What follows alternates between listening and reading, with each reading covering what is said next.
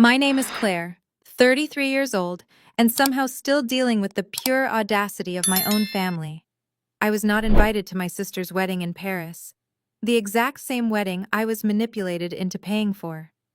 She actually had the nerve to tell me by email writing that if I wanted to be part of her big day, I could just look up the venue on Google Earth. So I simply replied, "Sure, enjoy your big day." The next morning, she would not stop calling me. But me, I woke up to 99 missed calls.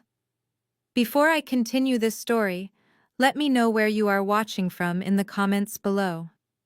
Hit like and subscribe if you have ever had to stand up to a toxic family who took your generosity for granted. Trust me, you will want to hear how I handled what came next. The conflict started on a Tuesday evening. I was sitting in the Delta Sky Club lounge at John F. Kennedy International Airport. My designer garment bag was draped carefully over the chair next to me, holding a custom silk dress I had bought specifically for the occasion. The ambient noise of the terminal hummed in the background as I sipped a glass of sparkling water, waiting for my red-eye flight to Charles de Gaulle. As a financial risk consultant handling multi-million-dollar portfolios, my life is strictly scheduled and highly stressful. I had cleared my entire week, handed off 2 massive corporate merger accounts to my junior partners, and packed my bags to support a family that never really supported me. I pulled out my phone to check my flight status. Instead, a new email notification popped up on my screen. It was from my younger sister Brittany. The subject line read, "Important update about Paris." There was no greeting. There was no warmth. Just a block of text that immediately made my blood run cold. Brittany wrote that after a long discussion with her fiancé Jamal, they had decided it was best if I did not come to France. She claimed that this was her moment to shine as an aspiring lifestyle influencer, and she needed the aesthetic to be absolutely perfect. According to her, my serious corporate energy would completely ruin the vibe of her royal wedding content. She literally typed, "If you want to see the flowers, you can watch through the Google Earth window, laughing out loud. Do not get on the plane." And right below her signature, Jamal had added his own little footnote. Jamal is a 32-year-old African-American man who constantly brags about being a cryptocurrency tech chief executive officer. His note read, "Sorry, Claire, but my high-profile investors will be there. Your cynical attitude just does not match our brand identity. But hey, make sure that $150,000 hold on the chateau clears by tomorrow morning." I sat there in the airport lounge staring at the glowing screen of my phone. I read the email 3 times to make sure I was not hallucinating. This was the man who drove leased luxury cars he could not actually afford. This was the sister who spent her days staging fake sponsored posts on social media to look important. And I was the sister who had been guilt-tripped by our parents, Richard and Susan, into securing the Chateau de Villette with my own corporate black card. My parents had begged me to do it. They said it would keep the family peace. They promised that Jamal was just waiting on a huge venture capital payout that would reimburse me the second they returned from their honeymoon. I had agreed against my better judgment simply because I was exhausted from always being painted as the unsupportive villain of the family. Most people would have broken down in tears right there in the terminal. Most people would have called their parents screaming, demanding an explanation or begging to be included. I did not shed a single tear. I did not feel sad. Instead, I felt a sudden, crystal-clear sense of liberation. My profession requires me to identify bad investments and eliminate financial liabilities without hesitation. Right now, my family was the biggest liability of all. I closed the email application and opened my secure banking portal. I navigated to my active authorizations. There it was. A pending charge of $150,000 for a luxury French estate. I tapped the screen once to select the transaction. Then, with a calm smile on my face, I pressed Cancel Authorization.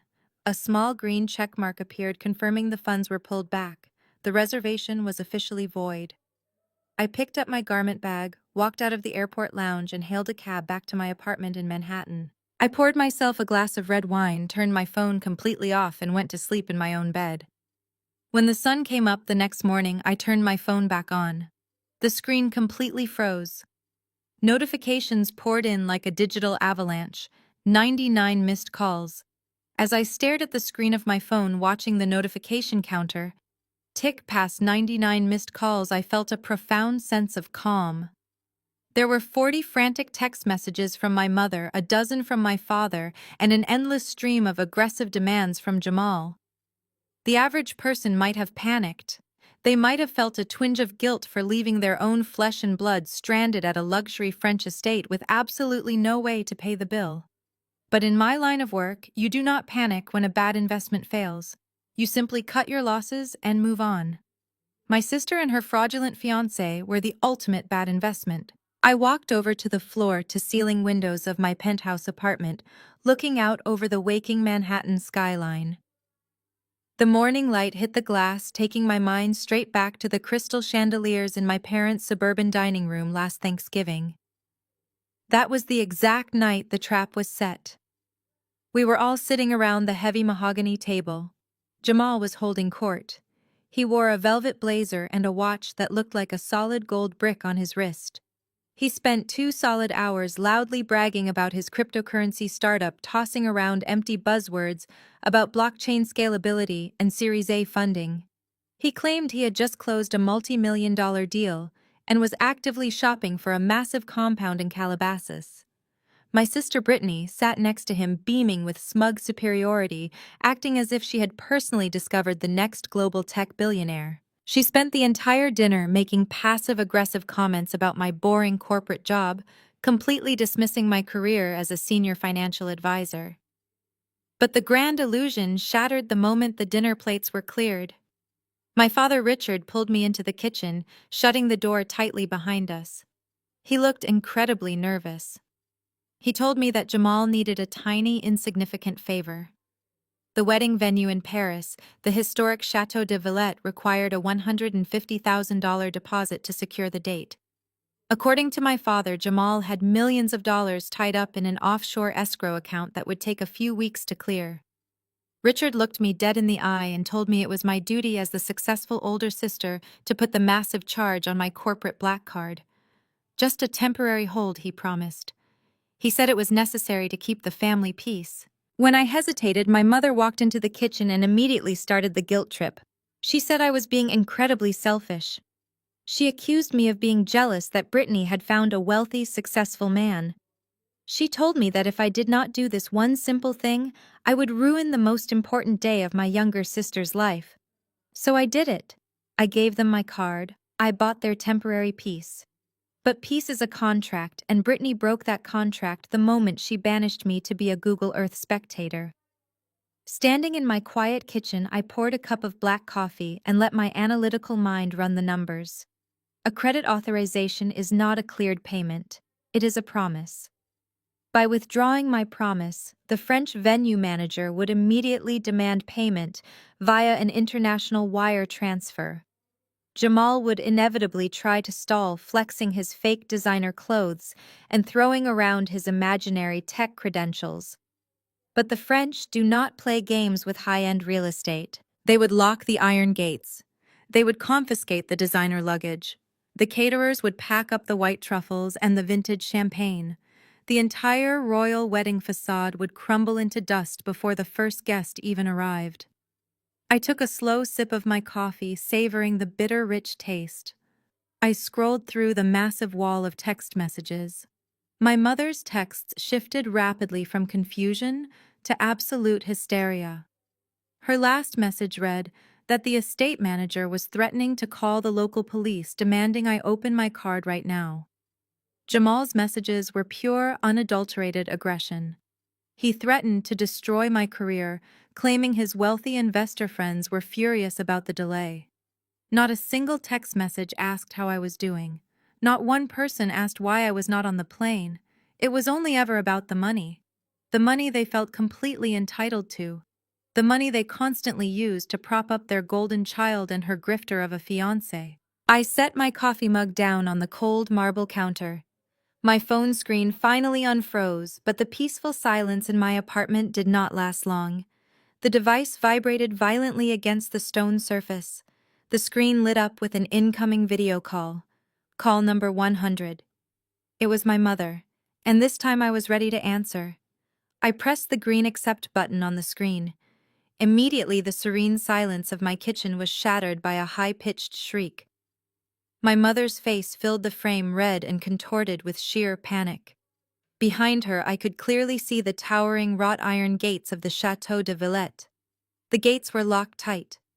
Through the ornate metal bars, the sprawling French estate looked absolutely breathtaking with its perfectly manicured gardens and limestone facades. But my family was not inside enjoying the luxury. They were stranded on the gravel driveway outside, looking like a group of wealthy trespassers who had just been caught. Susan did not even bother to say hello. She launched right into a blistering attack. She screamed at the top of her lungs, accusing me of being a jealous, vindictive monster. She said I was completely sick in the head for trying to ruin Brittany's perfect day out of pure spite. To prove her point, she violently panned the camera around to show me the absolute disaster unfolding on the side of the country road. It was a scene of beautiful, poetic chaos. Brittany was sitting on a pile of vintage designer luggage, sobbing uncontrollably into her hands. Her carefully styled hair was already falling flat in the morning humidity. A few feet away, a delivery van from a high-end Parisian florist was backing up. Workers were actively loading massive arrangements of white hydrangeas and imported roses back into their truck. And then there was Jamal. He was pacing back and forth, furiously waving his arms and shouting at a very stern-looking Frenchman in a tailored gray suit. That man was clearly the estate manager, and he looked completely unimpressed by Jamal's aggressive posturing. My mother turned the camera back to her own furious face. She screamed that the estate manager had locked the entire wedding party out of the grounds. The man had just informed them that the $150,000 authorization was suddenly revoked. He was refusing to let the caterers inside to set up the champagne tower. He was demanding an immediate wire transfer to cover the entire cost of the venue, or he was going to call the local French authorities and report them for attempting to commit financial fraud. Susan was hyperventilating, wiping spit away from her mouth. She demanded to know how I could be so incredibly selfish. She said Brittany was absolutely devastated, her makeup was ruined, and the entire aesthetic of the wedding was destroyed because of my jealousy. I watched the panic on my phone screen as if I were watching a poorly written television drama. I felt absolutely no guilt. I took a slow sip of my coffee and looked right at her. I told her that I was not being selfish at all. I was simply honoring Brittany's specific wishes. I reminded Susan that Brittany had explicitly stated in her email that my corporate energy was going to ruin her aesthetic. I told my mother that I figured my corporate credit card would carry that exact same negative energy, so I decided to keep it safely in New York. My mother gasped loudly, acting as if I had just slapped her across the face. She told me this was not the time for my sarcastic, cold-hearted games. She yelled that Jamal had very important venture capital investors arriving from London and Dubai in exactly 3 hours. She asked if I had any idea how embarrassing this was for him. She accused me of embarrassing our entire family on an international level. I kept my voice perfectly level. I pointed out that Jamal is a self-proclaimed cryptocurrency multimillionaire. I said that if he actually had high-profile investors arriving, he should have absolutely no problem handing the estate manager his own platinum card to cover the balance. I asked her why a tech chief executive officer needed the sister-in-law he just uninvited to foot the bill for his own wedding.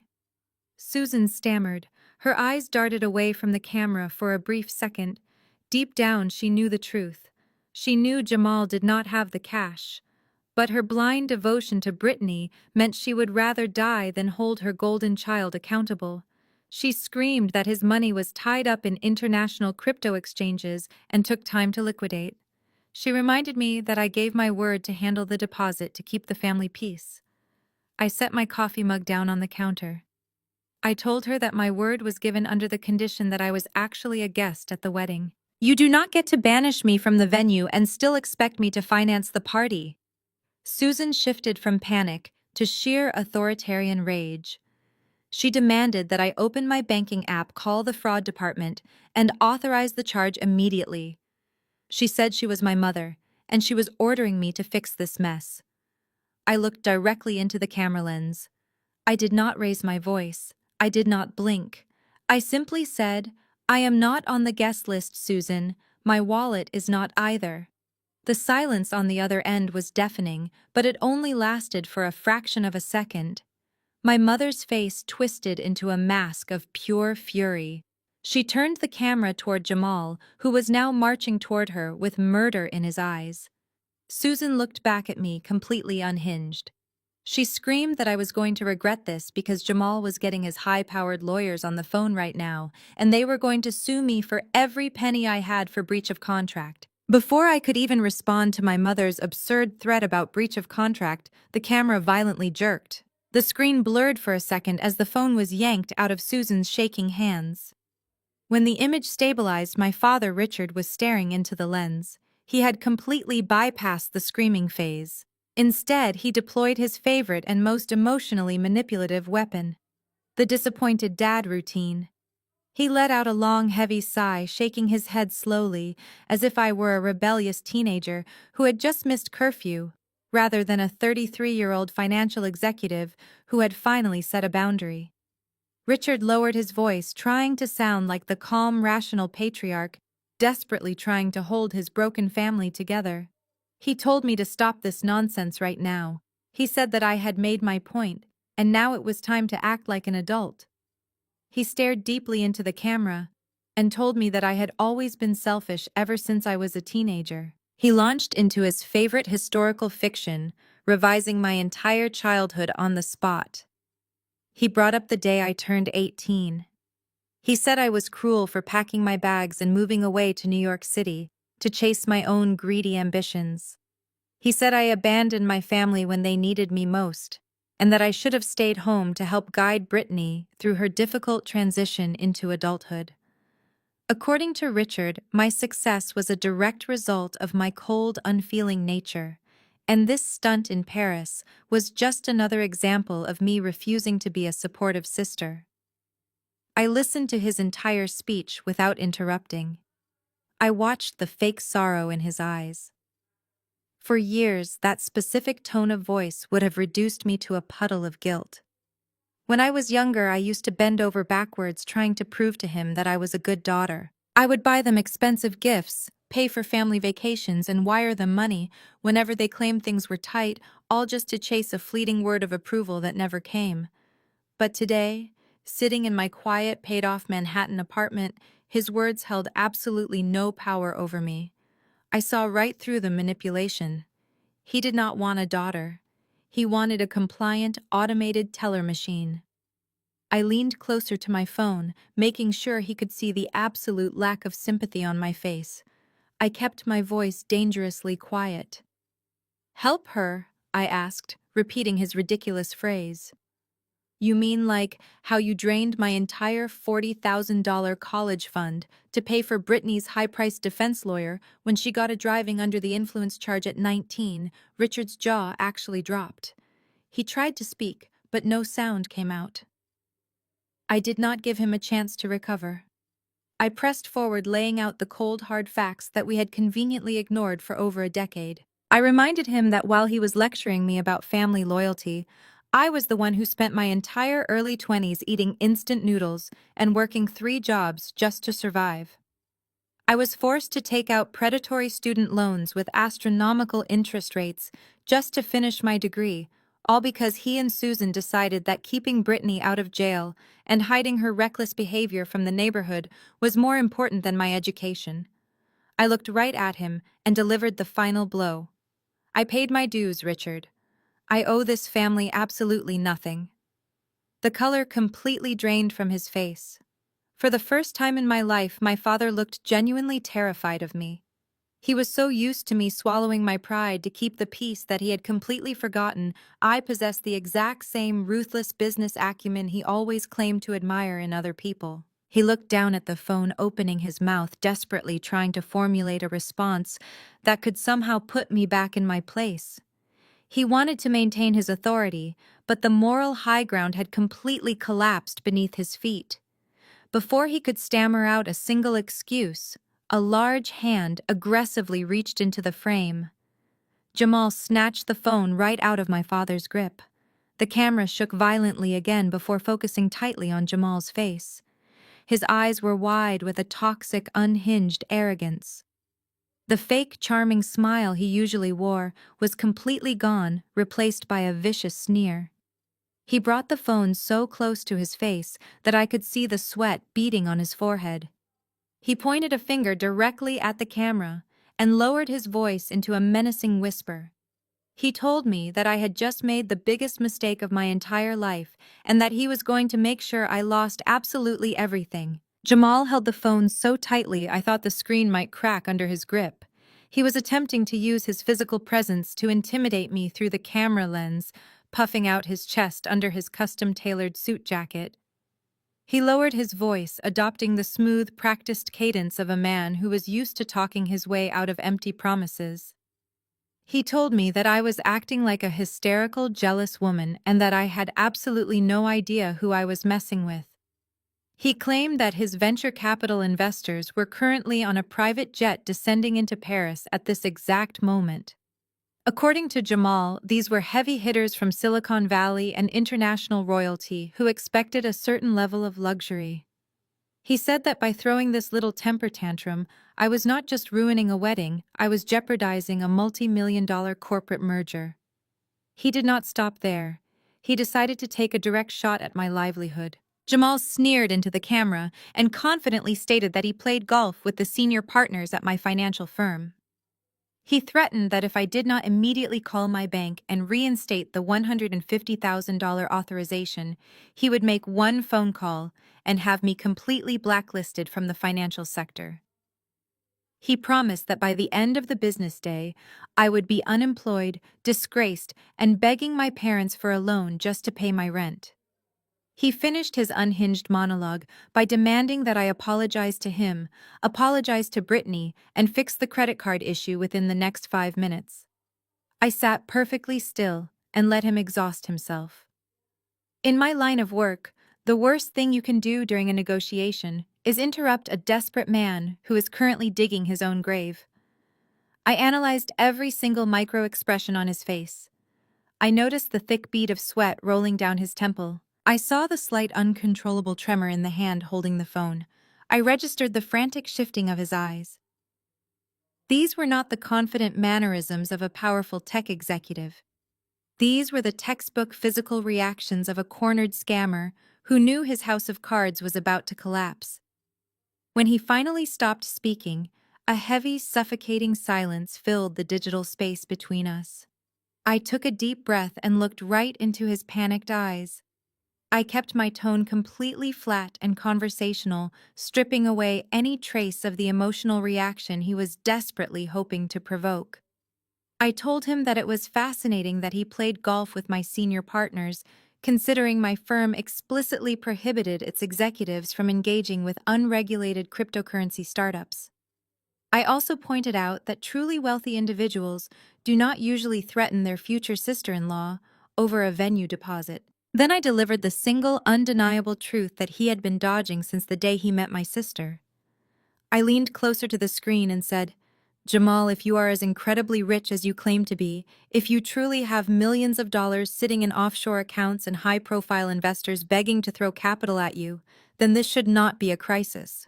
Pull your wallet out of your designer jacket, take out your own American Express card, walk up to the estate manager, and swipe it for the $150,000 yourself." The reaction was instantaneous and absolute.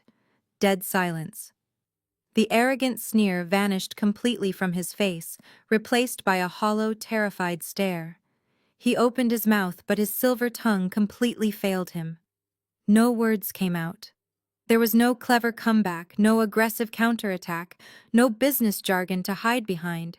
He was entirely paralyzed. In the background, I could see my mother covering her mouth in horror, and Brittany staring at Jamal, waiting for him to confidently produce the black card he had always bragged about. But his hands remained frozen at his sides. The illusion was dead. I did not wait for his pathetic excuses. I did not need to hear him stammer about daily spending limits or international wire delays. The absolute silence was the only confirmation I needed. I reached forward and calmly pressed the red button to end the call.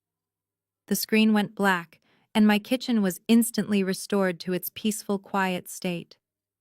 I set the phone face down on the marble counter. I felt a profound sense of closure. The toxic cord tying me to their endless demands had finally been cut. I walked over to the refrigerator, poured myself a glass of cold water, and started to prepare a simple breakfast. For the first time in my life, I was not scrambling to solve my family's self-inflicted disasters. Exactly 10 minutes passed. I was just sitting down at my kitchen island when a sharp, distinct chime echoed through the room. It was not a text message or a missed call. It was a high-priority push notification from the professional public relations monitoring software I use to track media coverage for my corporate clients. I had set up an alert for my own name months ago, purely as a precaution. I picked up my tablet.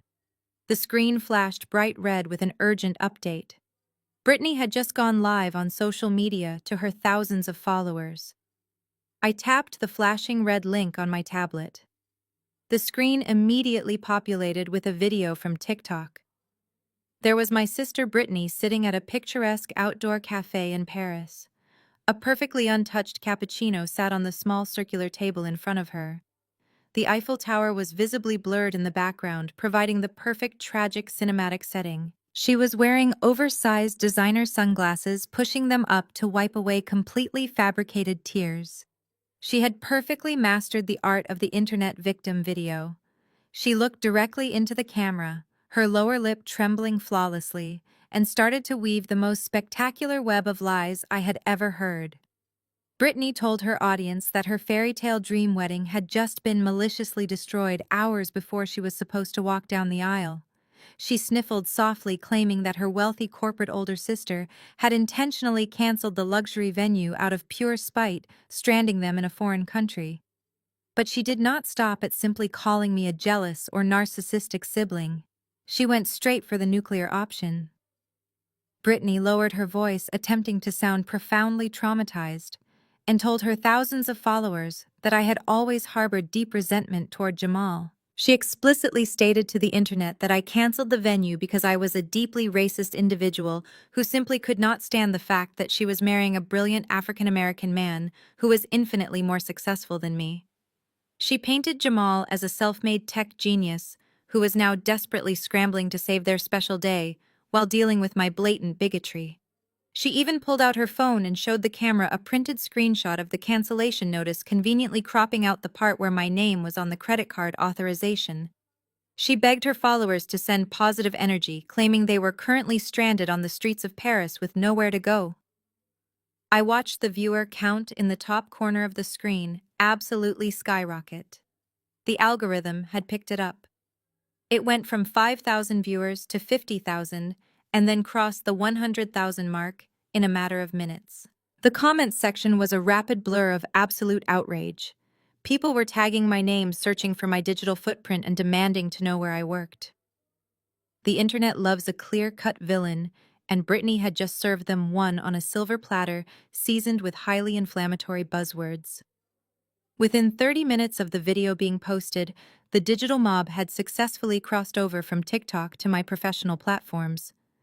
My phone started vibrating so constantly it felt warm to the touch. My LinkedIn profile, which I meticulously maintained for high-level corporate networking and client acquisition, was suddenly under a massive coordinated siege. Hundreds of direct messages and public comments began flooding my notifications.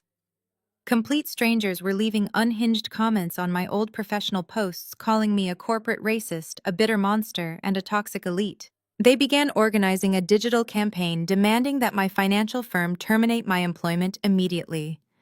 They were finding my company's public page and leaving dozens of one-star reviews citing my name directly and accusing my firm of employing a discriminatory executive.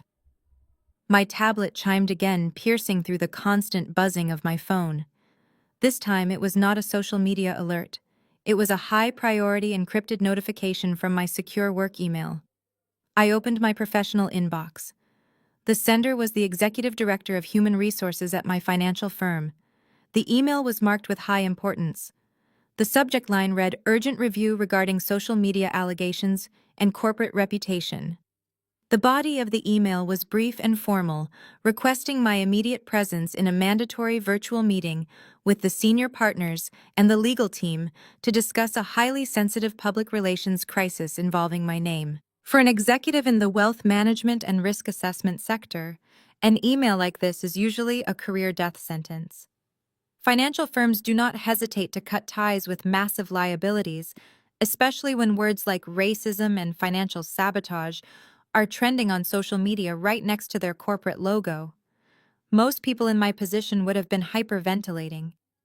They would have been furiously typing out a desperate public apology or calling their parents crying and begging their family to take the video down before their entire livelihood was destroyed. But I did not panic. I did not feel a single ounce of fear or regret. I locked my tablet, leaned back in my leather chair, and took a long, deep breath. A genuine, entirely relaxed smile spread across my face. By taking this private family dispute and turning it into a public defamatory spectacle, Jamal and Brittany had just given me the legal and professional clearance to absolutely destroy them. This is exactly the mistake I wanted them to make. I closed the public relations monitoring application on my tablet and opened my secure corporate laptop. I adjusted the camera angle, smoothed out the collar of my silk blouse, and clicked the encrypted link to join the mandatory virtual meeting. The screen instantly populated with two high-definition video feeds. On the left was the executive director of human resources, looking incredibly stern with a thick physical folder resting on her desk. On the right was the senior managing partner of our entire wealth management division, Mr. Preston. He was a ruthless, seasoned financial veteran who did not tolerate corporate liabilities of any kind. The digital room was completely silent for a few seconds. Mr. Preston leaned forward, folding his hands together. He did not bother with any polite small talk. He immediately stated that the firm was currently experiencing a massive influx of negative public attention. He noted that my sister had essentially accused me of racial discrimination and financial sabotage in front of millions of people. The HR director chimed in, adding that our legal team was deeply concerned about the optics of an executive at a top-tier wealth management firm being publicly branded as a malicious bigot. They asked me to explain the situation immediately, fully expecting me to be tearful, defensive, and desperate to save my career. I did not offer a single apology. I did not get emotional or attempt to defend my personal character against my sister's outrageous claims. Instead, I looked directly into the camera and told Mr. Preston that this was not a family dispute. I stated clearly that this was an active risk management exercise, and I had just successfully prevented our firm from becoming entangled in a federal financial crime. Before either of them could process that statement, I clicked the green button at the bottom of my screen and initiated a screen share. I bypassed the video of Brittany crying in Paris entirely. Instead, I pulled up a highly detailed 50-page investigative dossier I had been quietly building over the last 6 months. I directed their attention to the screen. I started with the basics. I showed them the public registration documents for Jamal's supposed cryptocurrency technology startup. I highlighted the corporate address, which I had cross-referenced, to prove it was nothing more than a mailbox at a local shipping store in a strip mall. I showed them the vehicle identification numbers for the luxury sports cars Jamal constantly flaunted on social media, proving they were all short-term daily rentals under a different name. The HR director looked visibly confused, but Mr. Preston was absolutely glued to the screen. His eyes darted across the documents as I pulled up the most critical piece of evidence. I displayed a certified copy of active court records from the state of Nevada. I explained that my future brother-in-law was not a chief executive officer.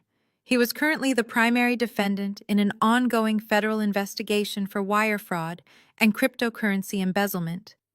His personal assets had been entirely frozen by the authorities 3 weeks ago. I kept my voice sharp and professional as I explained my specific actions at the airport. I told my bosses that Jamal had intentionally manipulated my family into using my corporate black card to fund a $150,000 international transaction. If I had allowed that authorization to clear our firm, would have been directly financing the lavish lifestyle of an active federal fraud suspect. It would have triggered an automatic anti-money laundering investigation into our own corporate accounts. I looked at the senior partner and told him I canceled the venue strictly as a compliance measure to protect the firm's assets and reputation. I added that Brittany's viral video was simply a desperate retaliation from a con artist who had just lost his funding. The hostility in the virtual room vanished completely.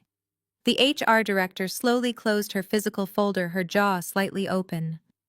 Mr. Preston leaned back in his leather chair, a slow, calculated smile spreading across his face. He was no longer looking at me as a potential public relations nightmare. He was looking at me like the sharpest weapon in his entire corporate arsenal. Mr. Preston asked me to scroll back up to the first page of the dossier. He told me to read the exact legal name of Jamal's shell company out loud. I read the name off the screen. Mr. Preston chuckled darkly. He shook his head and revealed a piece of information that made the entire situation fall perfectly into place. He told me that our private equity division had recently purchased a massive portfolio of high-risk distressed debt from a failing credit union. He explained that one of the worst-performing loans in that entire package was tied directly to Jamal's fraudulent company. Jamal did not just owe the federal government money, he owed our firm money, and his debt was currently being managed by our subsidiary collection agency, Apex Capital. Mr. Preston looked right into the camera, the corporate shark inside him fully awakened. He told me that human resources would officially ignore the noise on social media. He then gave me his absolute blessing to handle the situation however I saw fit. He smiled and told me to collect our money, giving me the green light to destroy Jamal's financial life completely. I closed my laptop and disconnected from the virtual meeting with Mr. Preston. The silence in my apartment felt completely different now. It was no longer just the quiet sanctuary of a woman who had cut off her toxic family. It was a war room. I did not just have my own personal vindication. I had the full unchecked backing of a multi-billion-dollar Wall Street institution. My firm had officially given me the green light to clear my name and collect their debt. I walked over to my kitchen island and picked up my personal tablet. Brittany had chosen the battlefield when she posted that crying video on social media. She wanted a public spectacle. She wanted to leverage her followers to destroy my professional reputation. But she made a massive tactical error.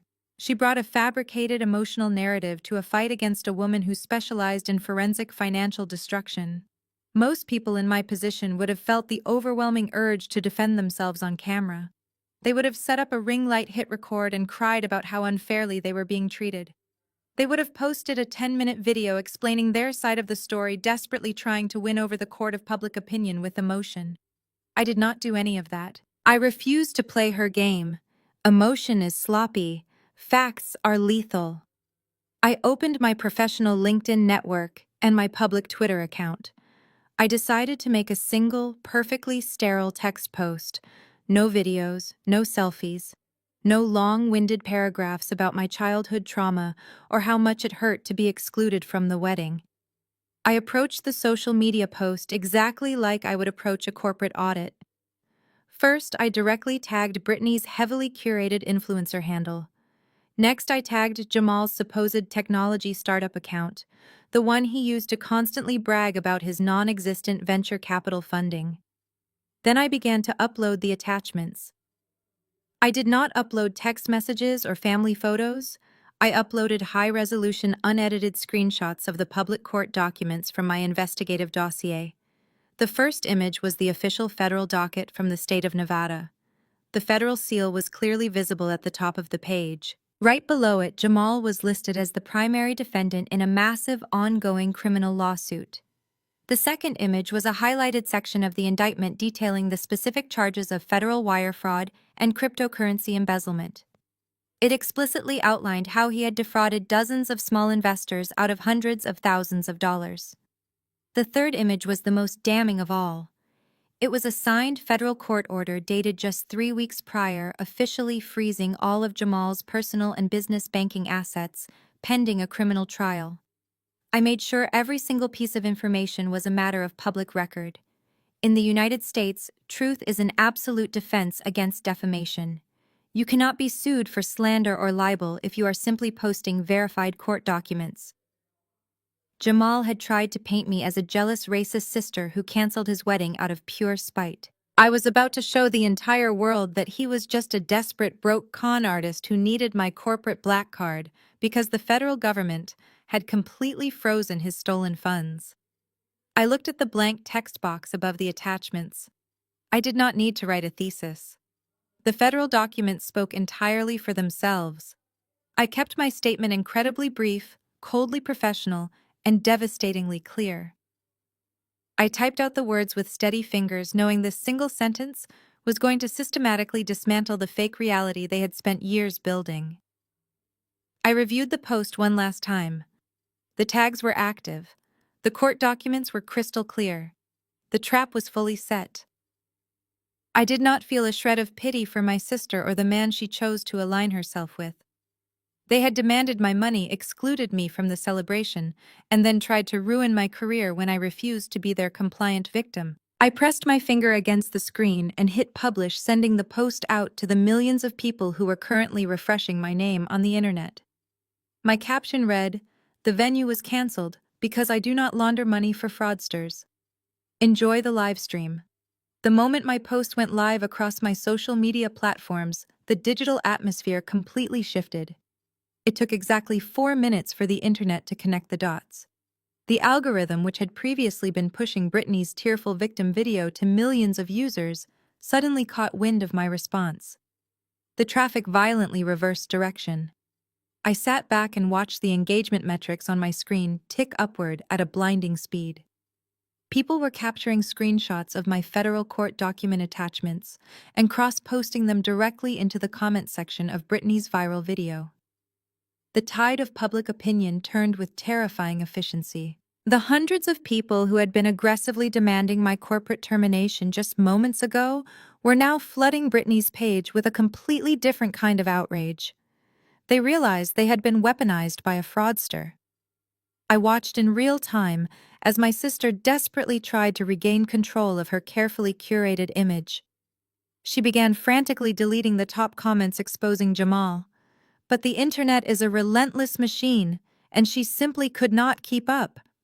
For every single comment she managed to delete, 10 more appeared in its place. People were demanding an explanation.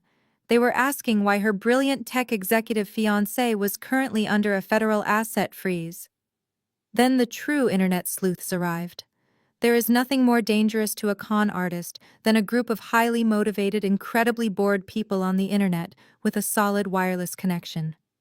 They took the breadcrumbs I provided and escalated the investigation to a completely new level.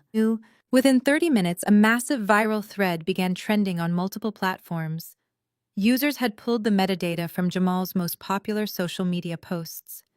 They zoomed in on the license plates of the 3 different luxury sports cars he constantly posed in front of. They ran the plates and posted the undeniable proof that every single vehicle was registered to an hourly exotic car rental service down in Miami. Another group of users took the corporate address I provided in my screenshots and went straight to a digital street view. They posted the image of his supposed multi-million-dollar technology headquarters. It was not a sleek glass office building in Silicon Valley.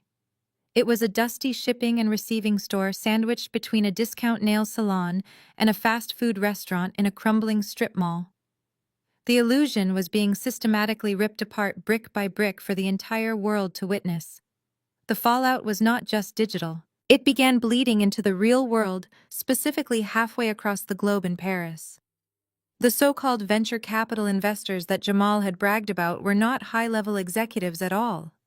They were low-level victims of his cryptocurrency scheme who had flown to France under the false promise of receiving their massive financial payout during the wedding weekend. Because of the viral nature of the drama, these guests started seeing the exposure posts while standing right outside the locked gates of the Château de Villette. A new video surfaced online, filmed by a random bystander. It showed several angry guests cornering Jamal on the gravel driveway, screaming at him and demanding their money back. Jamal was visibly sweating, backing away from the crowd with his hands up, while my parents stood paralyzed in the background, looking absolutely horrified. Brittany finally gave up on trying to delete the comments. She completely deactivated all of her social media accounts, disappearing from the internet entirely. The silence that followed her deletion was incredibly satisfying. She had tried to leverage her digital audience to destroy my actual physical life. Instead, her own audience had completely eradicated her digital existence. I closed my social media applications and took a quiet sip of my coffee. The air in my apartment felt so much lighter. I had successfully defended my career, protected my firm, and exposed a dangerous fraudster without ever having to raise my voice or shed a single tear. The narrative was entirely back under my control. I assumed the chaotic drama in France would slowly burn itself out, as my family realized they had no choice but to pack their bags and fly home to America in absolute disgrace. But Jamal was not just a liar. He was deeply arrogant and incredibly stupid. My phone vibrated sharply on the marble counter. It was not a social media notification. It was a direct text message from an international number. I recognized the country code immediately. It was the estate manager from the Château de Villette. I opened the message expecting a final confirmation of the cancelled reservation. Instead, the text sent a chill down my spine. The manager wrote, "Miss Claire, I wanted to inform you that I have just contacted the local police. The man claiming to be your brother-in-law just attempted to pay the $150,000 balance using a stolen credit card. They are not letting him leave the premises." I stared at the text message from the estate manager. Jamal had actually tried to swipe a stolen credit card in front of French authorities. The sheer arrogance of the man was only matched by his profound stupidity. I typed a quick, polite reply to the manager, thanking him for the update, and confirming once again that I had absolutely no legal or financial ties to Jamal or his associates. I locked my phone and set it down on the counter. The wedding was officially dead. There would be no romantic vows exchanged under the Parisian sun, no expensive champagne towers, and no perfectly curated social media photos to flaunt online. The grand illusion was entirely shattered. Through the grapevine of mutual acquaintances who had unfortunately paid their own way to France, I received piecemeal updates over the next 24 hours about the absolute disaster unfolding across the Atlantic. Once the French police arrived at the Château de Villette, the remaining guests completely panicked. They quickly realized they were caught in the middle of an active criminal investigation involving an exposed fraudster. The so-called venture capitalists and tech investors who had flown in to celebrate with Jamal scattered like roaches when the lights turn on. They ordered private cars and fled directly to the airport, desperate to distance themselves from the radioactive mess. But escaping was not that easy for the bride and groom. Jamal and Brittany managed to avoid immediate jail time at the venue only because the stolen credit card was flagged before the transaction could clear, and the estate manager simply wanted them off his pristine property. But their problems were far from over. When they finally made it to Charles de Gaulle Airport, attempting to quietly flee the country, they were detained right at the terminal. It turned out that Jamal had also tried to use fraudulent funds to book their luxury hotel suites in central Paris. The hotel management had already flagged their passports. They were pulled aside by airport security and held in a small windowless room for hours. They were relentlessly interrogated by French customs and local authorities about their massive unpaid bills. My sister, who had spent the last year bragging about her elevated status and her wealthy fiancé, was now sitting in a cold airport holding room crying over her ruined aesthetic while facing international theft charges. They desperately needed a financial bailout, Since the federal government had frozen Jamal's stolen cryptocurrency funds and I had firmly shut my wallet, the burden fell entirely on my parents. Richard and Susan were suddenly thrust into a waking nightmare. They had spent their entire lives treating my sister like absolute royalty, constantly shielding her from any real-world consequences. Now the consequences had arrived with a staggering price tag. To keep Brittany and Jamal from being formally arrested and thrown into a French prison, my father had to empty whatever was left of his personal checking account to settle the hotel debt on the spot. But that massive payment left them with absolutely no money for flights home. Jamal's original first-class return tickets had been booked through a fraudulent travel agency account that was now completely locked by the authorities. My parents were completely stranded in a foreign country. They had no choice but to pull out their wallets and max out their last 2 remaining credit cards just to buy 4 economy-class tickets back to the United States. I could only imagine the sheer humiliation Richard and Susan felt, sitting violently cramped in coach for 8 agonizing hours. They had to listen to Brittany sob uncontrollably the entire flight, while Jamal nervously checked his phone, knowing federal agents were highly likely waiting for him back on American soil. My parents had traded their dignity, their life savings, and their entire reputation to protect a golden child who had led them straight off a cliff. 2 full days passed. The viral storm on the internet had finally settled into a low hum of constant mockery directed at my sister's deleted accounts. I had returned to my regular work schedule, reviewing risk portfolios and closing deals from the comfort of my home office. I assumed my family was hiding back in their quiet suburban house, licking their wounds, and figuring out how to pay off the massive debt they had just incurred. I severely underestimated their delusion and their audacity. They were not hiding in the suburbs, they were looking for a scapegoat to blame for their own catastrophic failures. It was a Thursday afternoon. I was in the middle of reviewing a quarterly earnings report when my cell phone chimed brightly. It was a direct text message from the front desk of my Manhattan high-rise building. I opened the message. The concierge, a very professional man who rarely ever broke security protocol, had sent me an urgent text. It read, "Miss Claire, your parents are in the lobby. They are extremely agitated and demanding to come up." I stared at the text message from my building concierge, the glowing words completely contrasting the quiet serenity of my apartment. The logical safest response would have been to instruct security to escort them off the premises immediately. I had every legal right to leave them standing on the sidewalk in the middle of Manhattan, locked out of my life forever. But I did not type that response. I realized that if I turned them away now, they would simply fester. They would retreat to the suburbs and continue to view themselves as the ultimate victims of my supposed cruelty. I wanted to look them in the eye. I wanted this final confrontation to happen entirely on my territory, surrounded by the undeniable proof of the success they had spent my entire life trying to belittle. I typed a brief reply to the front desk, instructing the concierge to grant them access to the private security elevator that led directly to my penthouse. The elevator ride from the lobby to the top floor takes exactly 45 seconds. I used that brief window of time to prepare myself. I poured the rest of my coffee down the kitchen sink and walked out to the expansive marble foyer.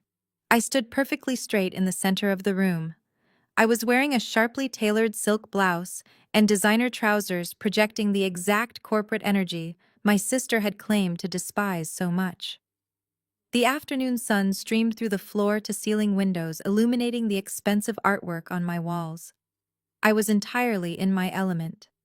The soft melodic chime of the private elevator echoed through the quiet apartment, signaling their arrival. The heavy brushed steel doors slid apart, revealing a portrait of absolute utter defeat. The visual contrast between my pristine living space and the 4 people standing inside the elevator car was almost comical. My sister Brittany, who usually spent 3 hours a day meticulously perfecting her makeup for social media, looked completely unrecognizable. She was wearing oversized, deeply wrinkled gray sweatpants. Her artificial tan was streaked from days of crying, and dark, heavy circles dragged down the corners of her eyes. She clutched a cheap neck pillow from the economy flight as if it were a physical lifeline. Standing right next to her was Jamal, the arrogant, slick-talking tech billionaire who had threatened to destroy my career just 2 days ago was entirely gone. He looked intensely paranoid, his bloodshot eyes darting frantically around my secure foyer like he expected federal agents to jump out from behind my indoor plants at any second. He was wearing the same dress shirt he had worn at the French estate, now deeply stained and reeking of stale airplane air. And then there were my parents. Richard and Susan stepped out of the elevator first. They appeared to have aged 10 years in the span of 72 hours. Their shoulders were slumped, completely weighed down by the massive financial disaster they had willingly walked directly into, but the sheer exhaustion on their faces was quickly overshadowed by a burning, irrational hatred. They marched right into my home, the wheels of their scuffed luggage dragging loudly across my imported hardwood floors. Richard did not even take a moment to absorb his luxurious surroundings. He pointed a shaking finger directly at my face and immediately started shouting. His voice echoed harshly off the high ceilings as he accused me of orchestrating a malicious smear campaign to destroy their lives. He yelled that they had been treated like common street criminals by the French authorities at the airport. He screamed that he had been forced to drain his absolute last line of credit just to buy the family economy tickets to escape the country. He demanded to know what was wrong with me, acting as though my refusal to fund a federal fugitive was a direct betrayal of the family name. Brittany stepped out from behind Jamal, her voice a shrill, hysterical whine. She accused me of intentionally ruining her fairy tale life. She pointed at her wrinkled clothes and sobbed that she had to sit next to the bathrooms and coach for 8 agonizing hours, while the entire internet publicly laughed at her downfall. She demanded that I hand over my phone right then and there to publicly retract the statements I made online. I did not flinch. I did not raise my voice to match their chaotic, desperate volume. I simply stood there, my hands clasped loosely in front of me, observing them with the detached curiosity of a scientist watching a failed experiment. I looked at my father and calmly stated that nobody forced him to give his credit card to a con artist. I told Brittany that the internet was laughing at her because she chose to marry a criminal, not because of anything I did. My complete lack of sympathy and refusal to accept their blame was the final breaking point for my mother. Susan had always been the primary enforcer of the family delusion. Hearing me speak the blunt, unfiltered truth shattered whatever tiny shred of emotional restraint she had left. Her face twisted into a mask of pure, unadulterated rage. She let out a guttural scream blaming me for their financial ruin and their international humiliation. Without a single second of hesitation, Susan lunged aggressively across the marble floor. She raised her right hand high into the air, putting the entire weight of her body into a vicious swing aimed directly at my face. But I had spent my entire life anticipating their attacks. I did not step back. I reached out and caught her wrist firmly in mid-air. I held my mother's wrist in a vice grip suspended in the space between us. The sheer shock on her face was almost comical. For my entire life, she had been the untouchable matriarch, dealing out emotional and verbal abuse with absolute impunity. She expected me to cower to take the physical blow, just like I had always taken the emotional ones. But I am not that scared little girl anymore.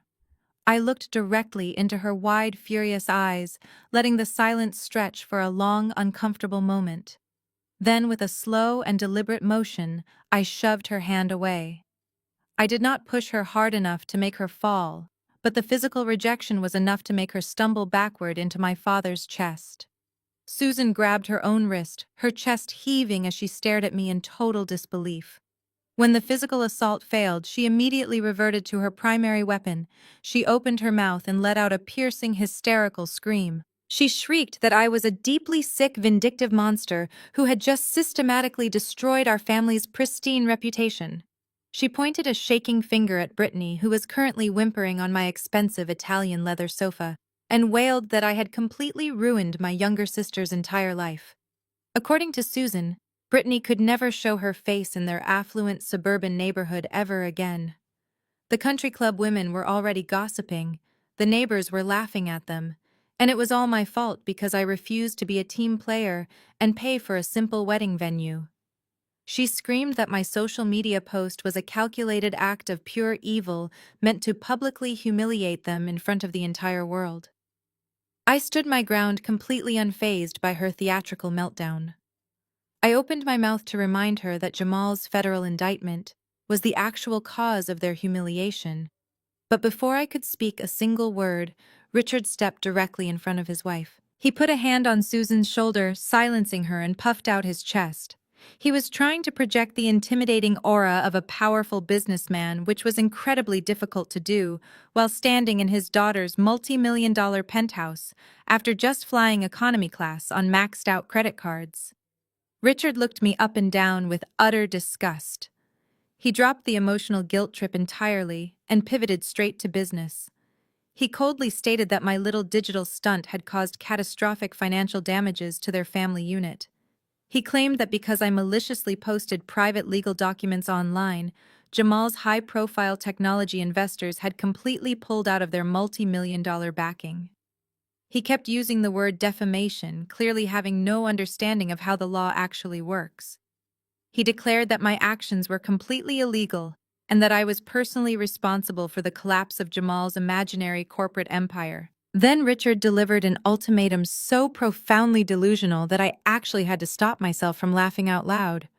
He crossed his arms over his wrinkled shirt and demanded that I walk over to my desk, take out my checkbook, and write them a cashier's check for exactly $200,000. Immediately. He stood in the center of my living room and seriously tried to extort me. He broke down the completely fabricated invoice for me. He said the $200,000 would cover the outrageous last-minute flights from Paris, the hotel bills I supposedly forced them to incur, the severe emotional distress I caused Brittany, and the immediate replacement of Jamal's lost venture capital. Richard leaned forward, his face turning an angry shade of red, and lowered his voice into a threatening growl. He promised me that if I did not hand over a check for $200,000 right this second, he was going to hire the most ruthless, aggressive civil litigation lawyers in the state of New York. He swore he would drag my name through the mud, sue me for every single penny I had ever earned, and subpoena my financial firm until I was fired and left with absolutely nothing. The absolute audacity of the demand was breathtaking. They had brought a con artist into the family, drained their own accounts to fund his lies, and now they were attempting to rob me to cover their massive losses. As my father continued to aggressively outline his imaginary lawsuit, I noticed a shift in the dynamic of the room. Jamal, who had been completely silent and terrified since stepping off the elevator, suddenly found his courage. Seeing my parents fiercely defend his honor and demand money on his behalf gave him a renewed sense of arrogant confidence. He slowly stepped out from the hallway, moving to stand directly behind my father's right shoulder. He felt perfectly safe using my parents as a human shield. The paranoid look in his eyes vanished, replaced by that same toxic, smug smirk he had worn at the Thanksgiving dinner table. Jamal tilted his head, looked me dead in the eye, and whispered in a low, mocking tone, "You messed with the wrong family, Claire." I stared at Jamal as his whispered threat hung in the air. "You messed with the wrong family, Claire." The sheer absurdity of that statement coming from a man wearing a deeply stained dress shirt, hiding behind my parents like a frightened child, was simply too much. I did not glare at him. I did not offer a sharp retort. Instead, a genuine, completely unforced laugh escaped my lips. The sound echoed brightly across the high ceilings of my penthouse, cutting through the thick, tense atmosphere of the room. I turned my back on all four of them, completely dismissing their aggressive posturing.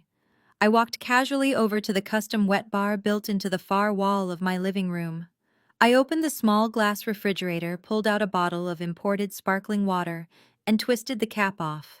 The sharp hiss of the carbonation was the only sound in the apartment. I poured the water over a glass of ice, added a fresh slice of lime, and took a slow, deliberate sip. I turned back around to face my furious family leaning comfortably against the marble counter. I looked at my father, who was still red in the face from his ridiculous extortion demand, and decided it was time to give him a free legal consultation. I kept my voice perfectly conversational, the exact tone I use when explaining basic financial concepts to novice interns at my firm. I told Richard that we needed to unpack this grand lawsuit he was currently planning. I explained that in the state of New York, a successful defamation lawsuit requires the plaintiff to prove that a false statement of fact was published causing reputational or financial injury. I heavily emphasized the word false. I took another sip of my sparkling water and pointed directly at Jamal. I stated that under New York civil rights law, the publication of a fair and true report of any judicial proceeding is entirely privileged. You simply cannot sue someone for sharing active federal court documents. Truth is an absolute defense against defamation. I smiled coldly at the fake billionaire. I told Jamal that since he was currently under a federal indictment for wire fraud and his assets were officially frozen by the United States government, the only legal counsel he should be speaking to right now is a federal public defender. I added that the idea of a broke indicted fraudster hiring high-powered civil litigators to sue a wealth management executive for sharing public records was nothing short of a pathetic comedy routine. Jamal opened his mouth to speak, but the confident swagger was completely gone. No words came out. He looked down at the hardwood floor, his jaw tight, entirely unable to contradict the legal reality of his situation. I set my glass down on the counter. The ice clinked sharply, a final punctuation mark to my legal breakdown. I shifted my gaze away from Jamal and focused entirely on my parents. This was the part of the equation that truly fascinated me. I looked at Richard and Susan, taking in their exhausted, defeated postures. I asked them a very simple, incredibly logical question. Why on earth are you fighting this hard for him? I gestured toward Jamal, outlining the devastating reality they were desperately trying to ignore. I reminded my parents that this man had lied to them since the day he walked into their house. He did not have a revolutionary technology startup. He did not have venture capital investors flying around the world on private jets. He was a textbook con artist who scammed vulnerable people out of their life savings and used that stolen cash to lease luxury cars so he could pretend he belonged in our tax bracket. I took a step closer to my father, dropping the conversational tone. My voice became a sharp, cutting edge. I told Richard that Jamal was the direct reason they had been humiliated and detained by French authorities. He was the reason my parents had to max out their credit cards to escape a foreign country. He was the reason their golden child was currently sitting on my sofa in cheap sweatpants crying over a shattered illusion instead of sipping champagne on a honeymoon. Yet despite all of this undeniable proof, they had marched into my home to demand I pay them $200,000 to replace his supposed lost capital. I asked my father why he was so blindly determined to protect a criminal who had brought nothing but absolute ruin to our family name. Richard's face contorted violently. The prominent vein in his neck throbbed against his collar. He was entirely trapped between his desperate need to maintain his patriarchal authority and the crushing, humiliating reality of his own colossal failure. I kept pushing him, demanding to know what kind of spell this grifter had cast over them to make them abandon all logic and reason. My father clenched his fists tightly at his sides. His chest heaved as he desperately searched his mind for a valid argument to put me back in my place. Finally, the immense pressure of his secret became entirely too much to bear. The proud, authoritative facade violently cracked in two. He took a heavy step forward, his eyes wide and completely unhinged, and yelled at the top of his lungs. "Because we gave him the money, Claire. We gave him $200,000 to invest." The words echoed loudly across the quiet expanse of my living room. I stopped moving entirely. The glass of sparkling water halted halfway to my mouth. I slowly lowered the glass back down onto the cool marble counter, never taking my eyes off my father's red, sweating face. I repeated the number very slowly, letting the massive figure hang heavily in the air between us. $200,000. I knew exactly what my parents' financial portfolio looked like. I had personally audited their retirement accounts 3 years ago when they asked me for financial planning advice. Advice they ultimately ignored because they thought my investment strategies were too conservative. I knew for a fact that they did not have $200,000 in liquid cash just sitting in a checking account. They did not have it in stocks, and they certainly did not have it in bonds. I took a deliberate step away from the wet bar, closing the physical distance between us. The detached, cynical amusement I felt just moments ago completely evaporated. It was instantly replaced by a cold, surgical focus. I looked directly at Richard and asked him a very specific, highly targeted question. I asked him exactly where he got that kind of capital. My mother suddenly looked absolutely terrified. She dropped her gaze to the hardwood floor, refusing to make eye contact with me. Over on the sofa, Brittany stopped crying and nervously began picking at the frayed sleeves of her cheap sweatpants, clearly aware of the catastrophic secret that was about to be exposed. Richard swallowed hard. The arrogant, demanding posture of the intimidating patriarch was completely gone. He tried to mumble an incoherent excuse about liquidating some old assets and moving some things around, but I cut him off immediately. I raised my voice just enough to command the room and demanded the absolute truth. My father's shoulders slumped forward. He looked like a defeated man who was finally reading the punishing terms and conditions of a contract he had already blindly signed. He confessed, his voice trembling and barely above a whisper, that they had taken out a home equity line of credit.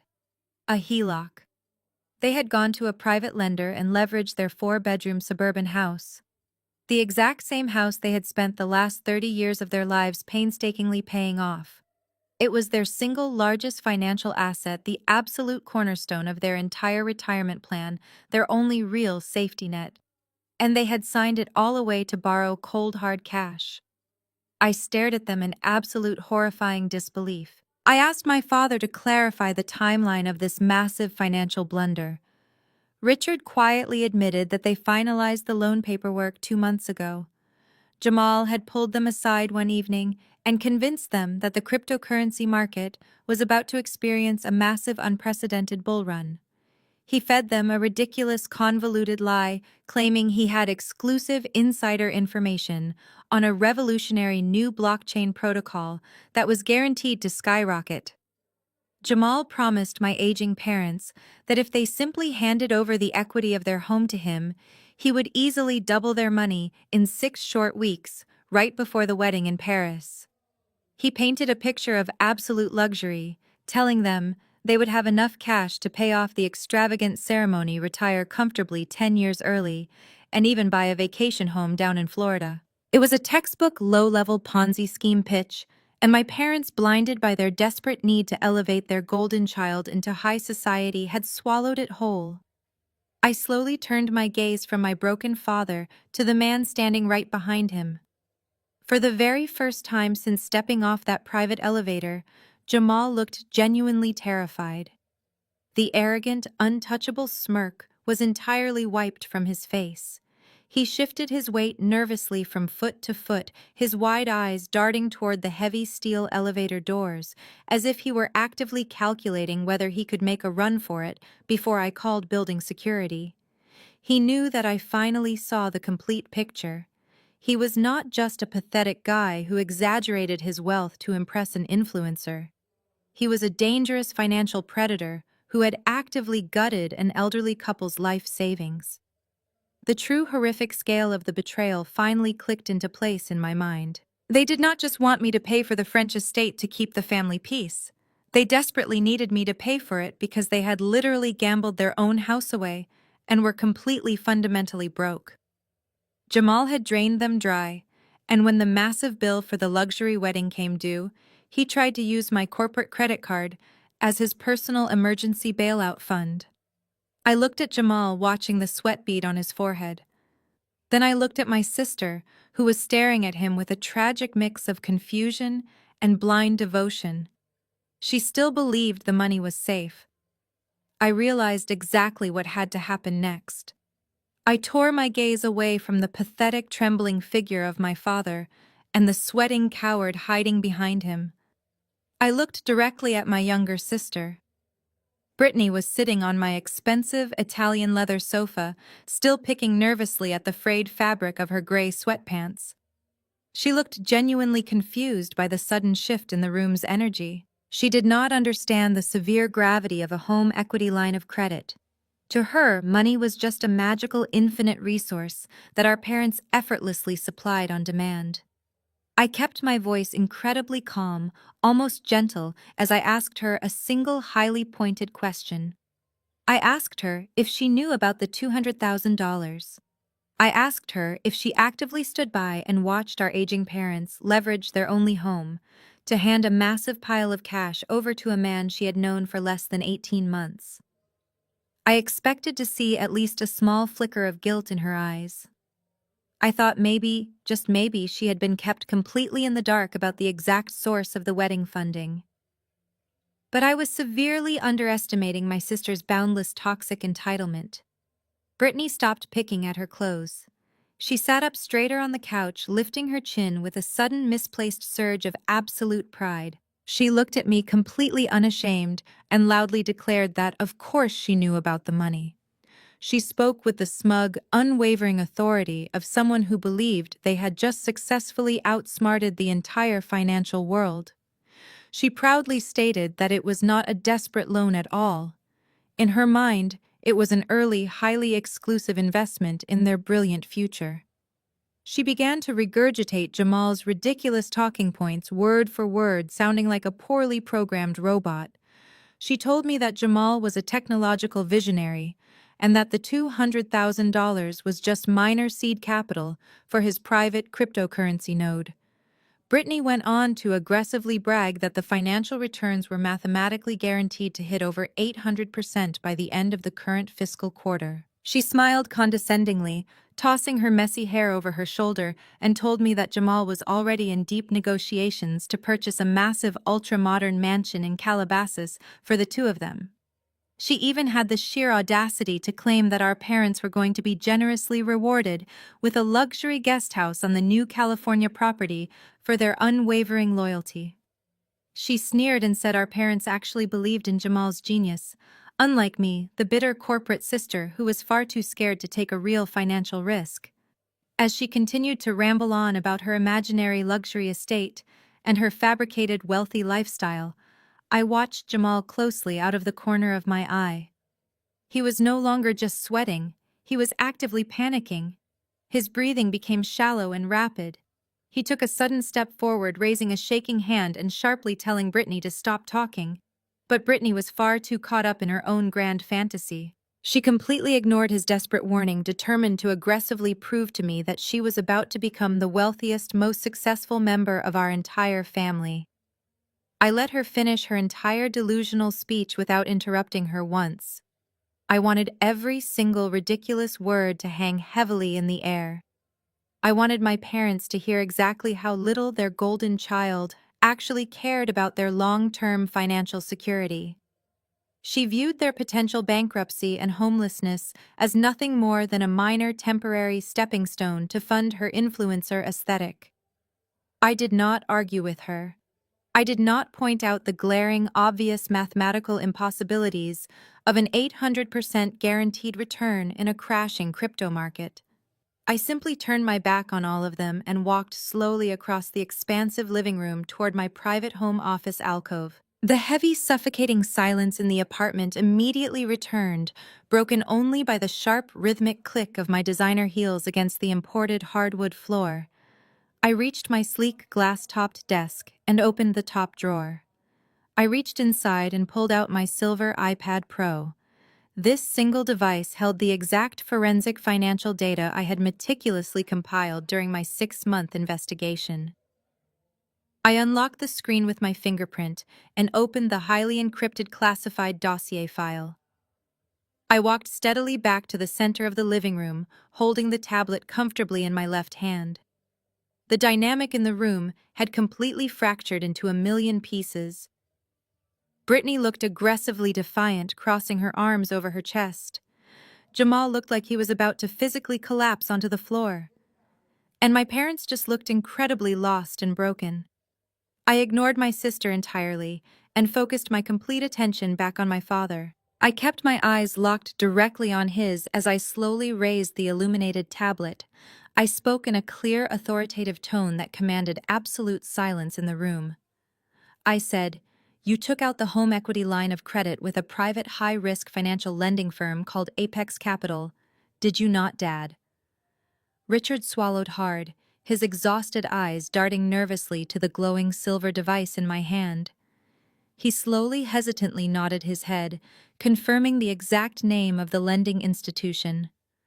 A cold, deeply victorious smile spread across my face. I looked directly at Jamal, watching the very last ounce of color drain completely from his face. Let us look at what Jamal actually bought with that money. I reached up and tapped the screen mirroring icon on my tablet.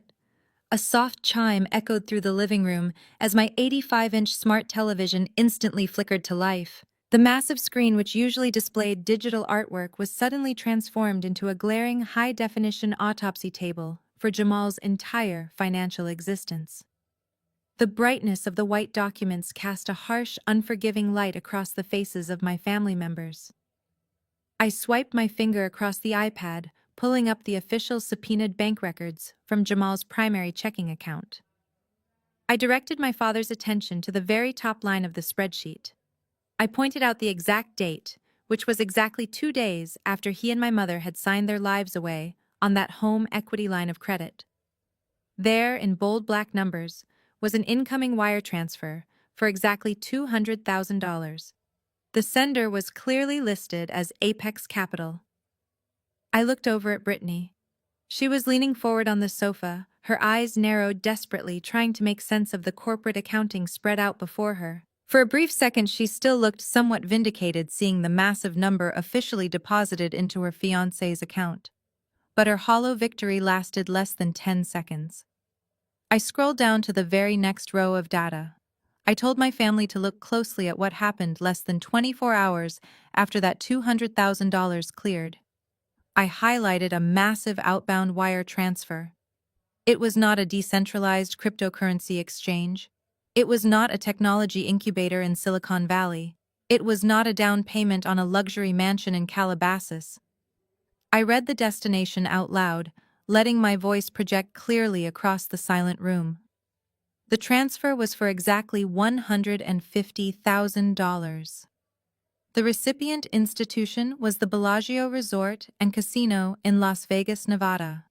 And the specific routing department attached to the wire was the Casino Credit and Collections Division. My father let out a strange, choked gasp. He stumbled backward, his knees actually buckling for a moment before he caught himself on the edge of the leather armchair. He stared at the television screen as if it were a physical monster. My mother covered her mouth with both hands, her eyes wide with absolute horror. I turned to Brittany and calmly explained the harsh reality of her billionaire tech mogul. I told her that Jamal did not have exclusive insider knowledge about a revolutionary blockchain protocol. He did not have venture capital investors. What he actually had was a massive, uncontrollable gambling addiction. I explained that high rollers at luxury casinos are frequently issued markers, which are essentially lines of credit extended by the casino to keep them at the tables. Jamal had clearly gone on a massive baccarat or blackjack bender in Las Vegas, completely maxed out his casino credit and lost every single penny. I looked right at Jamal. I told my family that in the state of Nevada, unpaid casino markers are not just considered civil debt. They are treated as felony bank fraud. Jamal was facing serious imminent prison time from the local authorities in Las Vegas if he did not settle his outstanding balance immediately. So he panicked. He flew back to the East Coast, played the role of the visionary tech founder, and successfully manipulated my desperate status-obsessed parents into handing over the entire equity of their suburban home. He took their retirement safety net and instantly wired it directly to the Bellagio to save himself from a felony conviction. The room erupted. Jamal completely lost whatever tiny fraction of composure he had left. The panic in his eyes turned into a frantic, cornered rage. He began sweating profusely, dark wet patches rapidly spreading across the collar and underarms of his ruined dress shirt. He lunged forward, physically positioning himself between my family and the giant television screen, as if his body could somehow block out the undeniable truth radiating from the display. He started shouting at the top of his lungs, his voice cracking with desperation. He pointed a shaking finger at me and screamed that I was a liar. He yelled that I had maliciously hacked into the banking system to frame him. He wildly claimed that the documents on the television were completely fabricated, photoshopped by a jealous woman who could not stand to see her sister happy. He practically begged Richard and Susan to look at him, swearing on his life that the money was safely locked away in a secure offshore crypto node. But his frantic screaming only made the truth more painfully obvious. He was a drowning man grasping at air. And we were not done looking at the bank statement. I completely ignored Jamal and his frantic, ear-piercing screams. He was pacing wildly in front of the television, waving his arms and shouting that I was a malicious hacker, desperately trying to convince my parents that the federal banking documents were nothing more than a jealous digital fabrication. I did not argue with him. I did not defend the authenticity of the wire transfer logs. When a cornered animal is thrashing around in a trap of its own, making the most effective strategy is to simply stand back and let it exhaust itself. I kept my eyes fixed entirely on my silver tablet. I placed 2 fingers on the smooth glass screen and slowly pinched outward, zooming in on the lower half of the financial spreadsheet. I waited for Jamal to pause and take a breath. When a brief second of silence finally broke through his hysterical ranting, I spoke with absolute chilling clarity. I reminded the room that the home equity line of credit my parents took out was for exactly $200,000. I pointed to the television screen and noted that the Bellagio Casino in Las Vegas only took $150,000 of that total amount. I looked directly at my father, who was still slumped heavily against the leather armchair, and asked him a simple math question. I asked him where the remaining $50,000 went. Jamal immediately tried to start shouting again, but my father suddenly shot his hand up, silencing the fraudster with a single furious glare. Richard was finally waking up from the delusion. He turned his exhausted eyes back to the glowing 85-inch screen, demanding to see the rest of the ledger. I scrolled down to the next cluster of transactions. I highlighted a rapid series of massive recurring charges that had systematically drained the account over the course of just 8 weeks. The total amount came out to exactly $45,000. I read the name of the vendor out loud. It was an exotic automotive leasing group located in Miami, Florida. It was the exact same luxury rental agency that the internet sleuths had exposed on social media just a few hours prior. I turned to my parents and translated the data for them. I explained that Jamal did not own a single vehicle. I told them that their hard-earned retirement equity, the money they had bled for over 30 years to build, went directly into paying the daily rental fees for a bright green Lamborghini and a matte black McLaren. Jamal had literally taken out a mortgage on their suburban home just so he could take photos sitting on the hoods of cars he did not own, desperately trying to maintain his fake billionaire aesthetic on the internet. He burned their house down to buy likes from strangers. My mother let out a quiet, devastated sob, finally burying her face in her hands. But I was not finished. I tapped the screen one final time. I told the room that there was still exactly $5,000 left unaccounted for from the original loan amount. I scrolled to the very bottom of the bank statement. There was one final isolated transaction made just 3 days after the home equity loan cleared. It was a charge at a boutique jeweler located in the downtown Diamond District. I shifted my attention away from the television screen and looked directly at my younger sister. Brittany was frozen on the sofa. Her right hand was instinctively covering her left hand, hiding the massive, sparkling engagement ring she had aggressively flaunted at every single family gathering for the past year. This was the same ring she had shoved in my face at Thanksgiving. The same ring she claimed was a flawless custom-cut diamond imported directly from a private dealer in Antwerp. The ring she had loudly bragged cost over $100,000, using it as the ultimate proof that she had secured a highly successful, wealthy man, while I was just a sad, single corporate worker. I asked Brittany to hold up her hand. She refused, pressing her hands tighter against her chest, her face completely drained of color. I did not need her to show it. I simply read the jeweler's itemized invoice right off the screen. I told my sister that the transaction was not for a custom diamond. It was a factory-ordered lab-created cubic zirconia set in a cheap mass-produced metal alloy band. The total cost of the ring was exactly $4,999. Jamal had taken the very last scrap of our parents' stolen money and bought her a worthless piece of shiny glass. He gave it to her just to keep her docile, invested, and entirely compliant in his massive financial scam. The profound realization hit Brittany like a physical blow. The entire foundation of her superiority complex, her social media aesthetic, and her supposed fairy tale romance completely shattered in an instant. She slowly lowered her hands to her lap. She looked down at the heavy, oversized stone on her finger. Without the blinding filter of her delusion, the light catching the jewel suddenly looked incredibly dull, fake, and artificial. Her hands began to shake violently.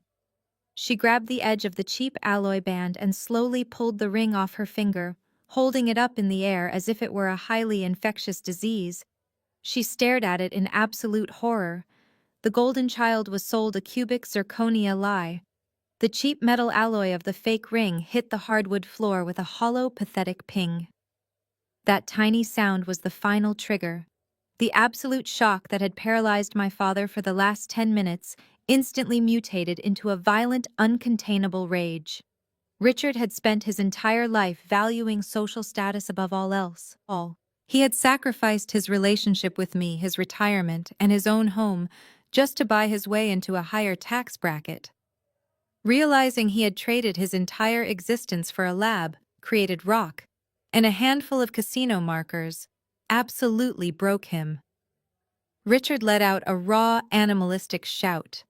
He lunged across the space between the armchair and the television, closing the distance before Jamal could even react. My father grabbed 2 fistfuls of Jamal's wrinkled, sweat-stained dress shirt, twisting the fabric tightly around his collar. The fragile, toxic alliance that had united them against me completely disintegrated right there in my living room.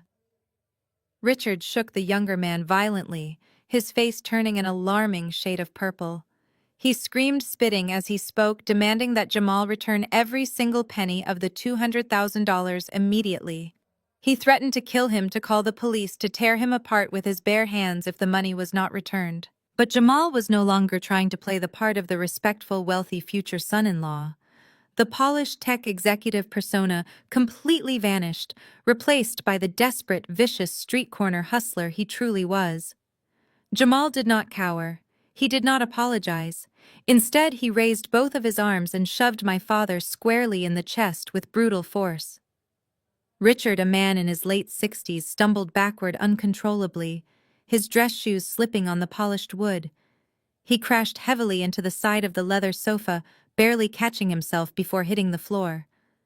Brittany screamed, reaching out for our father, but Jamal simply straightened his ruined collar and let out a harsh, cruel laugh. It was a cold, venomous sound that echoed through the penthouse. He looked down at my father with absolute, unfiltered disgust. He told Richard to back off before he actually got hurt. Jamal paced back and forth, mocking them. He pointed at my parents and called them pathetic, gullible boomers. He laughed at how incredibly easy it had been to scam them. He said all he had to do was wear a leased watch and throw around a few fake corporate buzzwords, and they practically begged him to take the equity right out of their house. Jamal looked directly at Brittany, who was sobbing uncontrollably on the couch. He sneered and told her that she was the easiest mark of all. He said she was so desperate to be a famous influencer, so completely obsessed with looking wealthy on the internet, that she never once asked to see a single real bank statement. He told her she was a shallow, stupid girl who cared more about the aesthetic of a Parisian wedding than the man she was actually marrying. Richard pulled himself up from the edge of the sofa, his voice shaking with a mix of fury and pure panic. He told Jamal he was going to the authorities. He said he would drag him into federal court and force him to liquidate his company to get their retirement funds back. Jamal just threw his head back and laughed again. He spread his arms wide, looking around my luxurious apartment, and delivered the final crushing blow. He told my father there was absolutely nothing left to liquidate. He said the casino took the cash, the rental agencies took the rest, and his personal bank accounts were entirely frozen by the federal government. He looked my father dead in the eye and clearly stated that the money was gone forever and there was absolutely no way to get it back. The finality of those words hung in the air like a death sentence. The reality of their situation finally crushed the last remaining pillar of denial. My mother, who had been standing rigidly near the edge of the room in a state of absolute shock, let out a long, agonizing wail.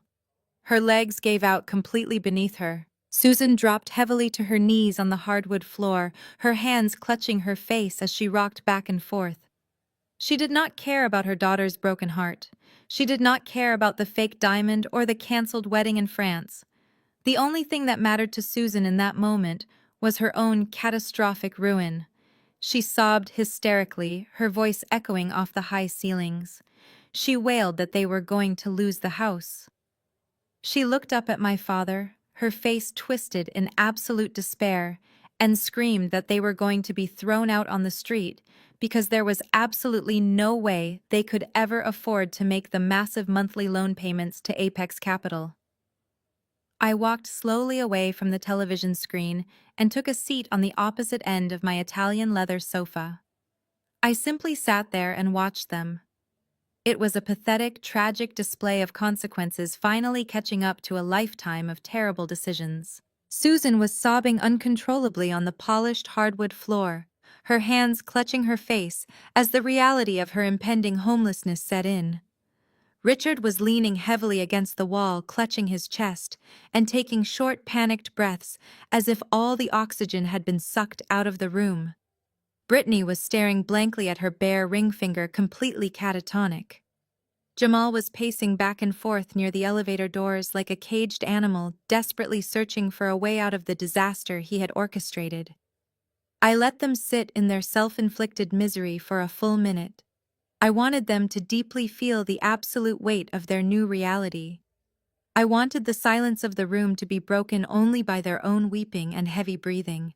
When I decided that they had suffered enough in that specific moment, I raised my hands and clapped exactly once. The sound was incredibly loud and sharp, echoing like a gunshot across the quiet penthouse. The sudden commanding noise instantly snapped all four of them out of their respective meltdowns. Susan stopped wailing, looking up at me with mascara-stained cheeks. Richard stood up straight, his eyes wide and bloodshot. Brittany and Jamal completely froze in place. I kept my posture entirely relaxed. I leaned back comfortably into the soft leather cushions and crossed my legs elegantly. I looked down at my mother, who was still kneeling on the floor, and told her that her assessment of the situation was completely accurate. I confirmed that she was in fact going to lose her beautiful suburban house. My father desperately tried to muster a weak, pathetic defense. He stepped forward, stammering that they still had 30 days until the very first payment on the loan was due. He claimed that he could call his old friends, pull some favors, and figure something out to make the minimum payment. He was still desperately clinging to the delusion that he was a powerful man in control of his finances. I smiled at him without showing any teeth. I told Richard that he clearly did not bother to read the terms and conditions of the high-risk contract he had signed. I explained that private equity lenders do not operate like friendly neighborhood credit unions. They embed extremely strict, aggressive clauses into their agreements to protect their capital from bad investments. One of those specific clauses is a mandatory use of funds verification. I kept my voice perfectly steady, adopting the exact tone I use when dismantling a failing corporate portfolio. I told my father that when you borrow $200,000 under the pretense of investing in a legitimate technology startup, and those funds are immediately wired to a casino to settle an illegal gambling debt, you trigger an instant breach of contract. You do not get a 30-day grace period when you commit financial fraud. I continued my explanation, ensuring every single word cut deep. I pointed out that Jamal being actively indicted for federal wire fraud also triggered a material adverse change clause in the loan agreement. Because my parents had willingly co-signed and transferred their money to a known criminal, The lender legally considered the entire loan to be in immediate default. I told Richard that they do not get to simply scrape together a minimum monthly payment anymore. The entire balance of $200,000, plus exorbitant penalty fees and massive interest rates, is due immediately. And since my father had just openly admitted that his credit cards were completely maxed out and his bank accounts were entirely drained just to fly home from France, I knew he had absolutely no way to satisfy the massive debt. The last tiny spark of hope extinguished completely in my father's eyes. The color drained from his face until he looked physically ill. He finally realized the terrifying legal trap he had blindly walked his family into. He understood that there was no negotiation, no extension, and no magical financial bailout coming to save them. He looked at me, his voice trembling with sheer, unadulterated panic. He cried out that they had nowhere else to go. He yelled that Apex Capital is going to foreclose on us. I remained perfectly still on the leather sofa. I did not blink. I looked at the man who had stolen my college education, at the mother who had allowed me to be abused, and at the sister who had treated me like disposable garbage her entire life. I smiled coldly. Yes, I said, because I am the primary equity partner at Apex Capital. The absolute silence that followed my statement was heavier than anything I had ever experienced. It was not a peaceful quiet. It was the suffocating, terrifying silence of a complete and total paradigm shift. All the air had been vacuumed out of my penthouse. Susan stopped rocking back and forth. Her mascara-stained face froze, her mouth slightly open as the words slowly processed in her brain. Richard looked as if he had been physically struck by a freight train. His arms hung limply at his sides, his chest barely moving. Over by the elevator, Jamal looked like he was going to vomit. The arrogant con artist finally understood that he had not outsmarted a gullible suburban family. He had walked them directly into a carefully laid corporate trap, designed and executed by the exact woman he had spent the last 2 days trying to actively intimidate. I did not rush the moment. I sat comfortably on my leather sofa and let the crushing realization wash over them. I wanted them to remember this specific feeling for the rest of their lives. When I was finally ready to break the silence, I kept my voice incredibly calm and conversational. I looked at my father and explained exactly how this happened. I told Richard that Apex Capital processes hundreds of private equity loans every single month. Most of them are approved or denied by automated algorithms. But loans that carry an exceptionally high-risk profile are automatically flagged and sent to the senior partners for manual review. About 2 months ago, a very specific application crossed my desk. It was a request for a $200,000 home equity line of credit. The property listed as collateral was a 4-bedroom colonial house in my exact hometown. I watched Richard flinch as I described his home. I continued explaining that when I opened the digital file, I immediately recognized the signatures at the bottom of the contract. I saw my own parents' names. But what truly caught my attention was the intended use of the funds. The application clearly stated that the money was going to be funneled directly into an unverified, unregistered cryptocurrency startup run by a man I already knew was a complete fraud. I leaned forward, resting my elbows on my knees. I told my parents that I had a choice in that moment. As a senior partner, I could have simply pressed a single red button, denied the application, and protected them from their own staggering stupidity. I could have called them and warned them that Jamal was running a scam, but I knew exactly how that conversation would go. I knew they would call me jealous. I knew they would accuse me of trying to sabotage Brittany's happiness. I knew they would simply take their business to a much more dangerous, predatory lender in the criminal underworld to get the cash. So I did not press the red button. Instead, I approved the loan. Susan let out a sharp, choked gasp, finally finding her voice. She looked up at me from the hardwood floor and whispered that I set them up. She accused me of laying a trap to intentionally destroy them. I shook my head slowly. I told my mother that I did not set a trap. I simply allowed them to dig their own grave without interrupting. I explained that after the corporate loan was officially approved and the funds were transferred, I made a private financial maneuver.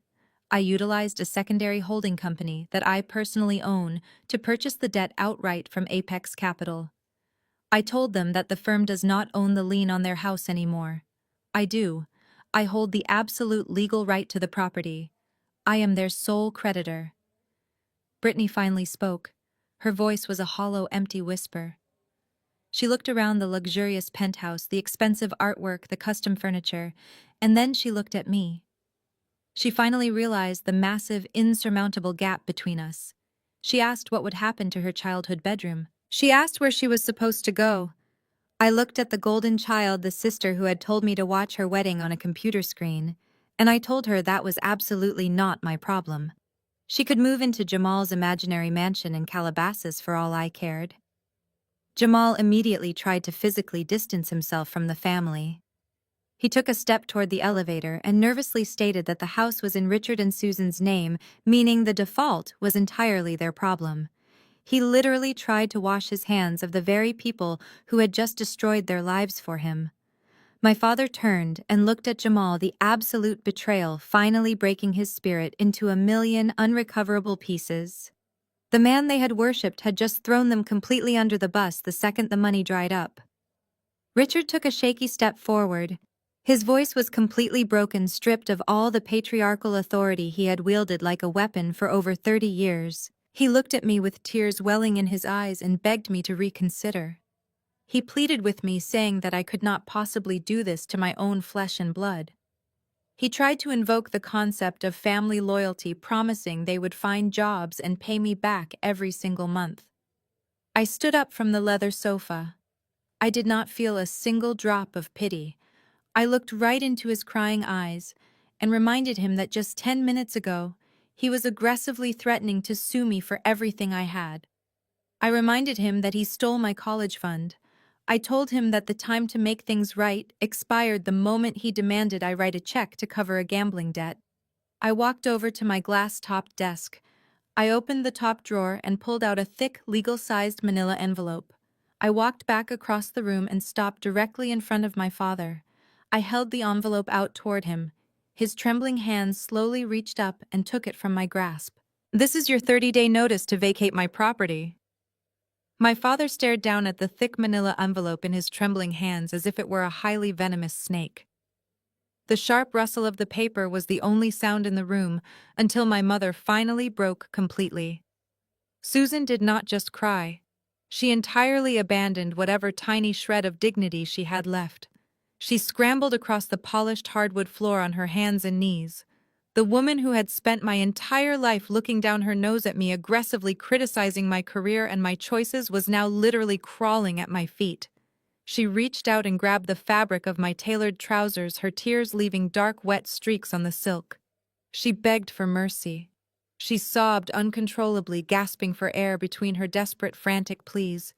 She wailed about family. She cried about blood.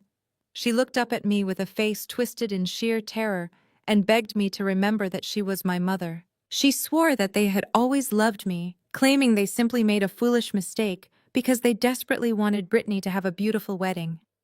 She cried that I could not possibly throw my own flesh and blood out onto the street, begging me not to abandon them to the harsh reality of homelessness.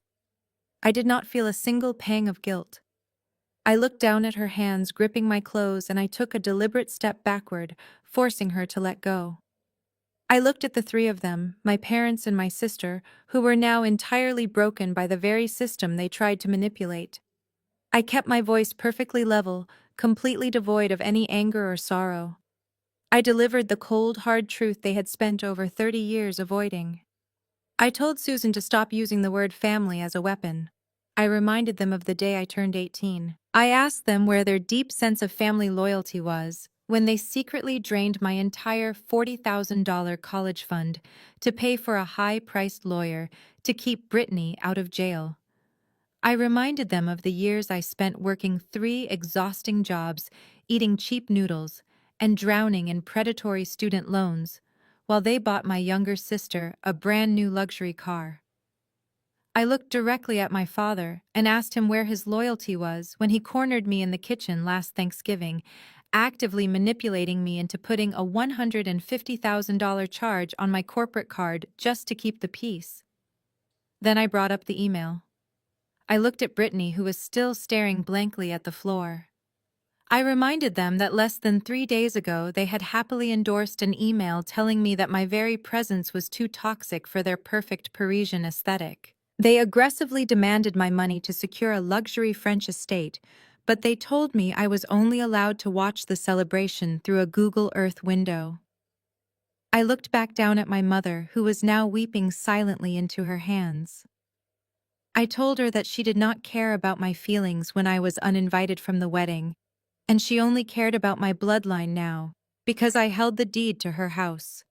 I delivered the final verdict with absolute conviction. I said, "Family did not do this to you. Your greed did." The devastating truth of my words settled over them like a heavy winter freeze. There was absolutely no argument left to make. My parents had played their final hand and lost everything. But while the three of them were completely consumed by their own financial and emotional ruin, the fourth person in the room was quietly making his move. Out of the corner of my eye, I noticed movement near the foyer. Jamal had used my mother's hysterical breakdown as a highly convenient distraction. He was slowly, carefully backing away from the group, inching his way toward the heavy brushed steel doors of the private elevator. His eyes were darting nervously around the room, his hand reaching out blindly behind him to press the call button. The arrogant tech executive was completely abandoning his fiancée and her ruined parents. He thought he could just slip away into the massive labyrinth of New York City and disappear, leaving my family to face the massive debt he personally created. He pressed the glowing button, and the soft chime of the elevator echoed through the penthouse. The doors began to slide open.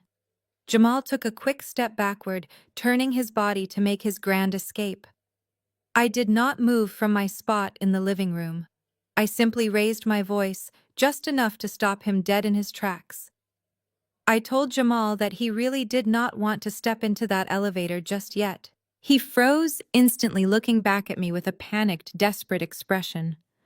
I smiled coldly and informed him that he should probably wait right here because the Federal Bureau of Investigation had been actively tracking his cell phone for the last 3 days.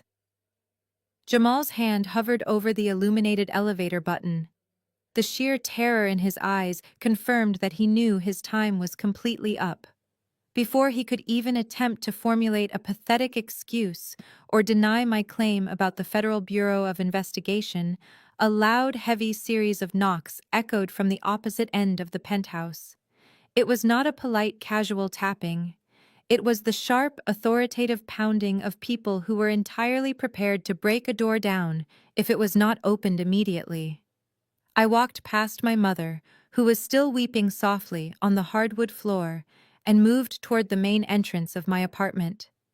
I reached out and unlocked the heavy custom doors, pulling them wide open. Standing in the hallway was the head of my building security team, a highly disciplined former police officer who strictly managed the privacy of the penthouse level. Flanking him on either side were two broad-shouldered men in dark conservative suits. They did not look like venture capitalists. They looked exactly like what they were. The heavy gold badges clipped to their belts caught the bright light of the hallway. The lead federal agent stepped across the threshold, his eyes scanning the luxurious living room before locking directly onto the sweating, disheveled man standing by the private elevator. The agent's voice was deep, commanding, and left absolutely no room for negotiation. He loudly called out Jamal's full legal name. Jamal physically recoiled, pressing his back flat against the brushed steel doors of the elevator, as if he could somehow phase through the metal and disappear. He raised both of his hands in a weak defensive posture, stammering incoherently. The two federal agents did not hesitate. They marched straight across my polished floors, closing the distance in mere seconds. The lead agent grabbed Jamal by the arms, spinning him around with practiced efficiency, and shoved him face first against the wall. The agent began reciting a devastating list of federal charges in a loud, clear voice that carried across the entire apartment. He stated that Jamal was officially under arrest for multiple counts of wire fraud, interstate financial embezzlement, and the deliberate defrauding of financial institutions. But the charges did not stop at financial crimes. The second agent pulled a pair of heavy steel handcuffs from his belt and added the most damaging violation of all. He told Jamal that he was also being charged with a severe violation of his active bail conditions. The agent explicitly noted that Jamal had attempted to flee the jurisdiction of the United States by booking an international flight to Paris, France, while his personal assets were entirely frozen under a federal court order. As the cold steel tightened around his wrists, Jamal's cowardly nature fully took over. He desperately tried to throw my father under the bus, babbling frantically to the agents that Richard was the one who willingly handed over the $200,000, claiming it was a voluntary family gift and not an investment scam. The lead agent simply ignored his pathetic attempt to shift the blame, aggressively tightening the cuffs until Jamal winced in pain. The sharp metallic click of the handcuff snapping shut sounded like a final judgment. It was the exact moment the grand illusion violently collided with physical reality. The sound of the locking steel finally snapped Brittany out of her catatonic shock. She leaped off the Italian leather sofa, her face contorted in a mask of absolute hysteria. She ran across the room, throwing herself toward the federal agents in a desperate, entirely unhinged attempt to stop the arrest. She screamed at the top of her lungs, wildly grabbing at the sleeve of the lead agent's suit jacket. She wailed that they were making a massive mistake. She shrieked that Jamal was a highly successful technology executive, a multi-millionaire who was about to buy them a mansion in Calabasas. She demanded that they release her fiancé immediately, loudly, threatening to sue the federal government for ruining her perfect life. The second agent smoothly stepped in front of Brittany, raising a stern hand to block her path. He did not yell, but his tone was incredibly sharp. He warned her that if she continued to physically interfere with an active federal arrest, she would be placed in handcuffs right next to him and charged with obstruction of justice. That single threat was enough to break her completely. Brittany stumbled backward, her knees buckling just like our mothers had minutes earlier. She collapsed onto the floor, letting out a series of agonizing, hyperventilating sobs. She watched helplessly as her supposed billionaire ticket to high society was forcefully marched toward the front door. Jamal did not even look back at her. He did not offer a single word of comfort or an apology to the woman he had promised the world. He kept his head completely down, his shoulders slumped in absolute defeat, looking like the pathetic, broken criminal he truly was. The agents escorted Jamal out into the hallway, leaving a heavy, stunned silence in their wake. My family was entirely destroyed. Their golden child was weeping on the floor, their life savings were gone. Their house was in my possession, and their precious future son-in-law was currently on his way to a federal holding cell. I turned away from the open doorway and looked at my head of security, who was still standing quietly in the foyer. I gestured toward my father, my mother, and my sister. I kept my voice perfectly calm and emotionally detached as I delivered my final instruction. I asked security to please escort the rest of my guests out of my building. The seasons quickly changed, bringing a sharp autumn chill to the streets of New York City. For most people, the arrival of November brings the warm anticipation of the holiday season. But for anyone who grew up in a deeply toxic household, the holidays usually bring a creeping, suffocating sense of dread. It had been exactly 1 year since the Thanksgiving dinner, where my father first pulled me into the kitchen to demand I pay for the Parisian wedding venue. It was a deeply poetic anniversary. I was sitting in my quiet, pristine apartment enjoying the peaceful atmosphere of my Saturday morning when my cell phone vibrated against the marble counter. It was a text message from a completely unknown number. I opened the notification and immediately recognized the frantic, emotionally manipulative tone. My mother had apparently borrowed a coworker's phone at her new minimum wage retail job just to bypass my strict block list. The message was a massive block of text, completely devoid of any genuine accountability or apology. Instead, Susan leaned heavily into the classic holiday guilt trip.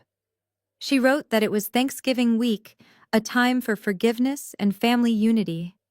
She described their miserable living situation in highly graphic detail, complaining about the broken heater in their cramped apartment. She made sure to mention that Brittany was forced to work a double shift at the mall cosmetic kiosk just so they could afford to buy a cheap frozen turkey for dinner. Susan explicitly demanded that I be the bigger person. She claimed that my father was deeply depressed and that they had all suffered enough for what she casually referred to as a simple misunderstanding. She actually had the sheer audacity to suggest that I should invite them to my penthouse for a holiday dinner. She heavily hinted that I could easily afford to write them a small check to help them get back on their feet, now that I had recovered my money from the sale of the house. It was the exact same cycle they had trapped me in for over 3 decades. They create a massive disaster, blame me for not fixing it fast enough, and then demand my money under the sacred guise of family loyalty. In the past, a message exactly like that would have completely ruined my entire week. I would have felt that familiar heavy pit of anxiety forming in my stomach. I would have debated responding, perhaps even sending them a small amount of money, just to silence the overwhelming guilt they had systematically programmed into my brain since childhood. But as I read those desperate manipulative words on my screen, I realized something incredibly profound. I felt absolutely nothing. There was no anger. There was no guilt. There was no sadness. There was just a cool, detached indifference. I did not type out a furious reply. I did not engage in a debate to point out that they were only eating a frozen turkey because they willingly handed their house over to a federal criminal. Engaging with toxic people only proves to them that they still have a hook buried deep in your emotions. The greatest revenge you can ever achieve against a narcissist is absolute silence. I tapped the contact information on the unknown number. I pressed block caller. Then I deleted the entire message thread from my phone. It took less than 5 seconds to permanently erase the last remaining connection to my past. The psychological freedom of completely cutting that cord is almost impossible to describe until you actually do it. For anyone listening who is currently agonizing over setting boundaries with abusive relatives, I need you to understand this absolute truth. You do not owe your peace of mind to the people who actively try to destroy it. Sharing genetics with someone does not give them a lifelong, unrestricted pass to disrespect you, steal from you, or manipulate your kindness. Walking away from my family was not an act of cruelty. It was an act of profound self-preservation. The toxic weight that had pressed down on my shoulders for my entire life was completely gone. I did not have to pretend to be a smaller, quieter version of myself just to make my sister feel better about her own failures.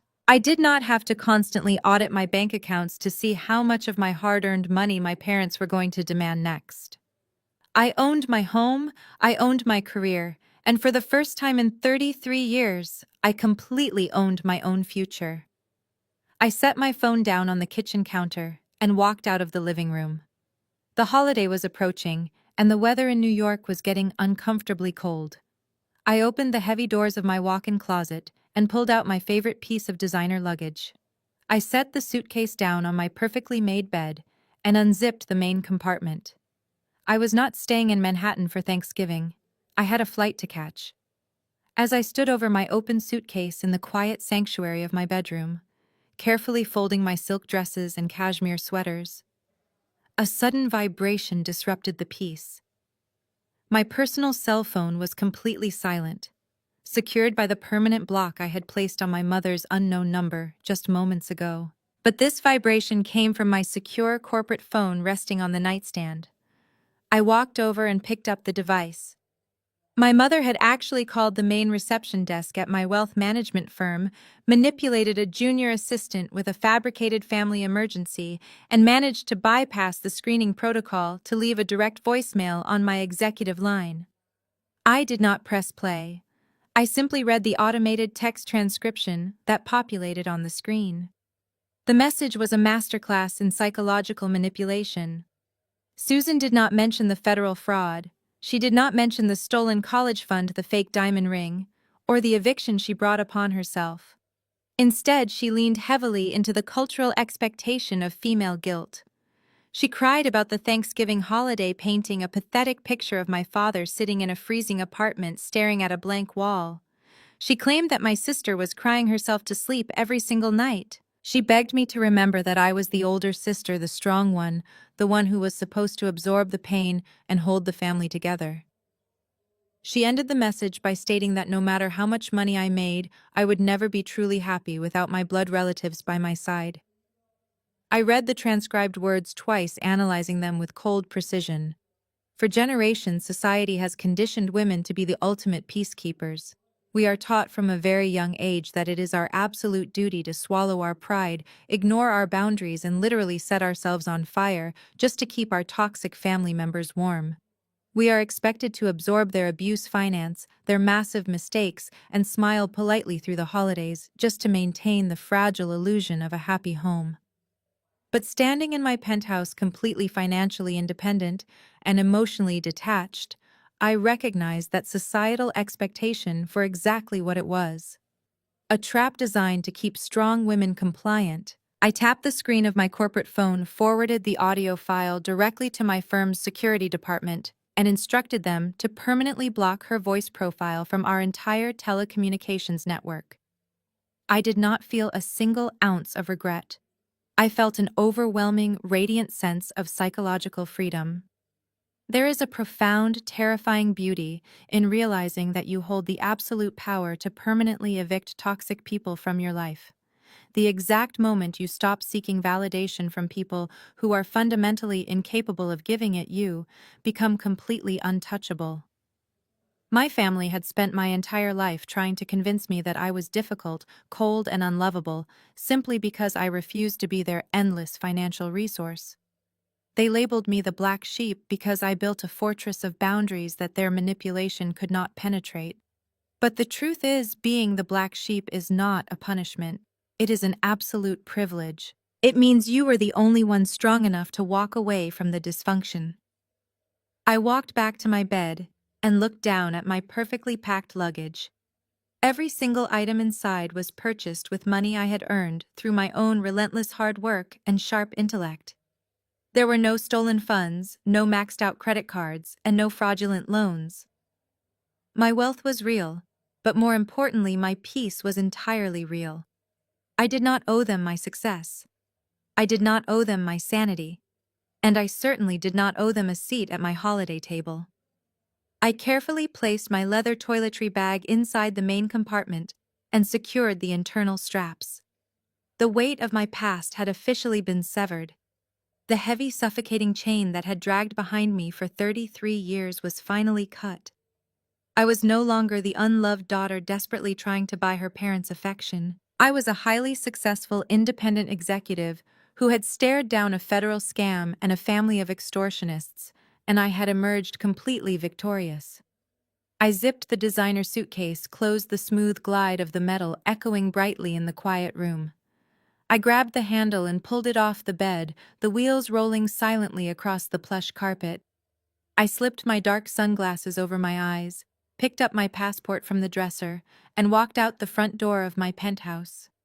The security guard in the lobby nodded respectfully as I passed by, holding the heavy glass door open for me.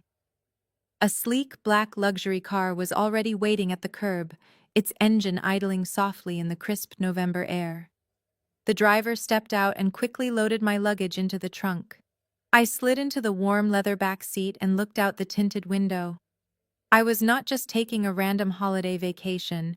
I had a very specific flight to catch. The luxury car glided seamlessly down the highway toward John F. Kennedy International Airport. I bypassed the standard security lines and walked directly into the first-class lounge, a glass of champagne waiting for me before I even reached my seat. A few hours later, I was on a direct overnight flight to Charles de Gaulle. I slept soundly the entire way across the Atlantic Ocean, unbothered by guilt, unburdened by family drama, and entirely focused on the destination ahead. When the wheels touched down in Paris the following morning, the crisp European air felt like an absolute rebirth. I did not have to deal with frantic text messages or coordinate damage control for a fraudulent brother-in-law.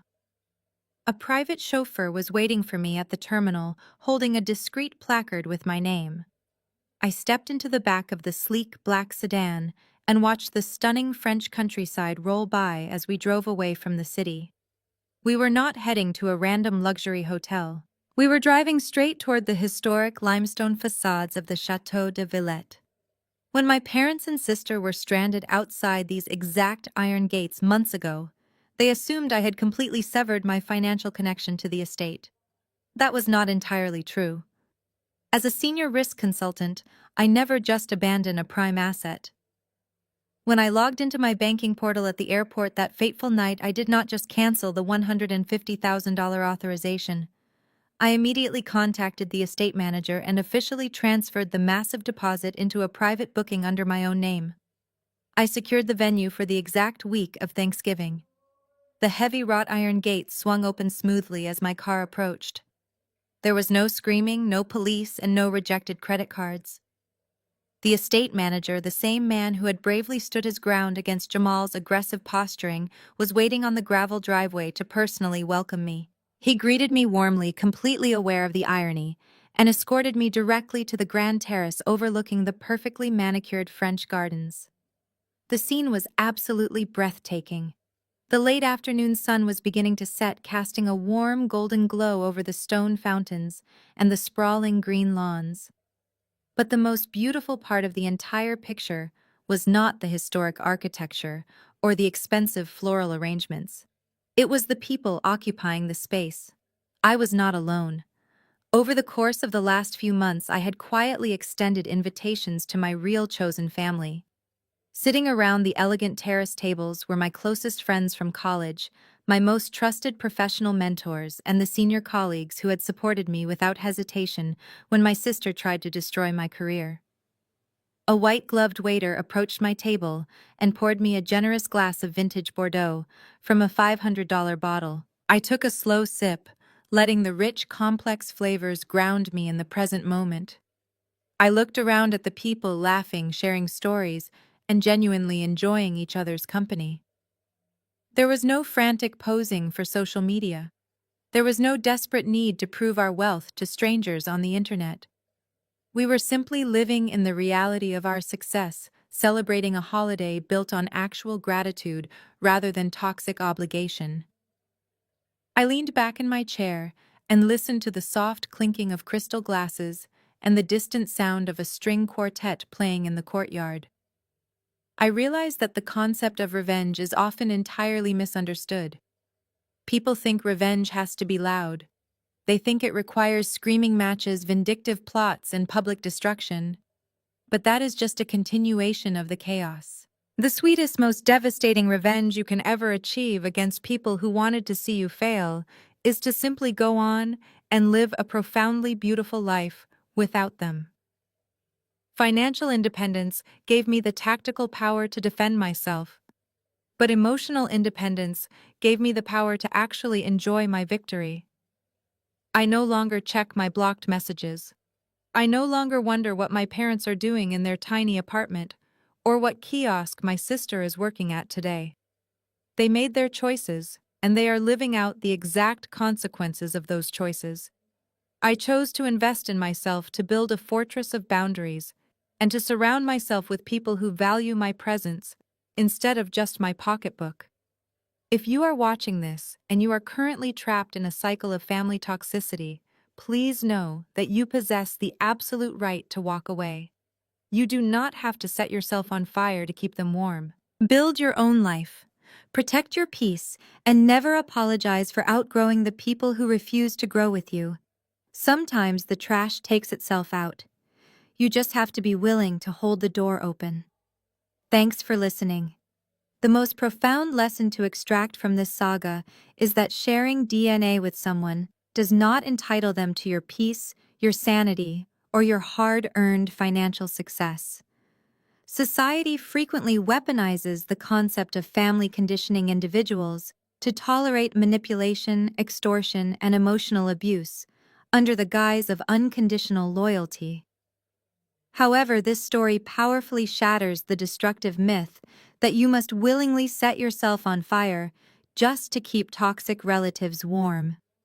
When family members prioritize their superficial social status and internet aesthetic over your fundamental well-being, stepping away is not an act of cruelty, it is a mandatory act of self-preservation. Claire's journey demonstrates that establishing ironclad boundaries is the ultimate defense against both emotional vampires and financial predators. Enabling toxic behavior never fixes the problem, it only bankrupts the enabler. Reality versus the illusion of success. Furthermore, the narrative highlights the catastrophic danger of chasing the mere illusion of wealth. Brittany and her parents were easily seduced and destroyed by a con artist, precisely because they valued the appearance of success over actual substance. They sacrificed their lifelong stability, blindly leveraging their real home, all to buy temporary validation from strangers online. In stark contrast, genuine power and security come from living firmly rooted in reality. True wealth is built on financial literacy, forensic accountability, and quiet, consistent hard work. The ultimate victory over a toxic environment is never found in screaming matches or public retaliation. It is found in removing those toxic elements entirely, reclaiming your autonomy, and building a beautiful, secure life, surrounded only by people who genuinely respect your worth. You possess the absolute right to evict those who disrespect you from the penthouse of your life.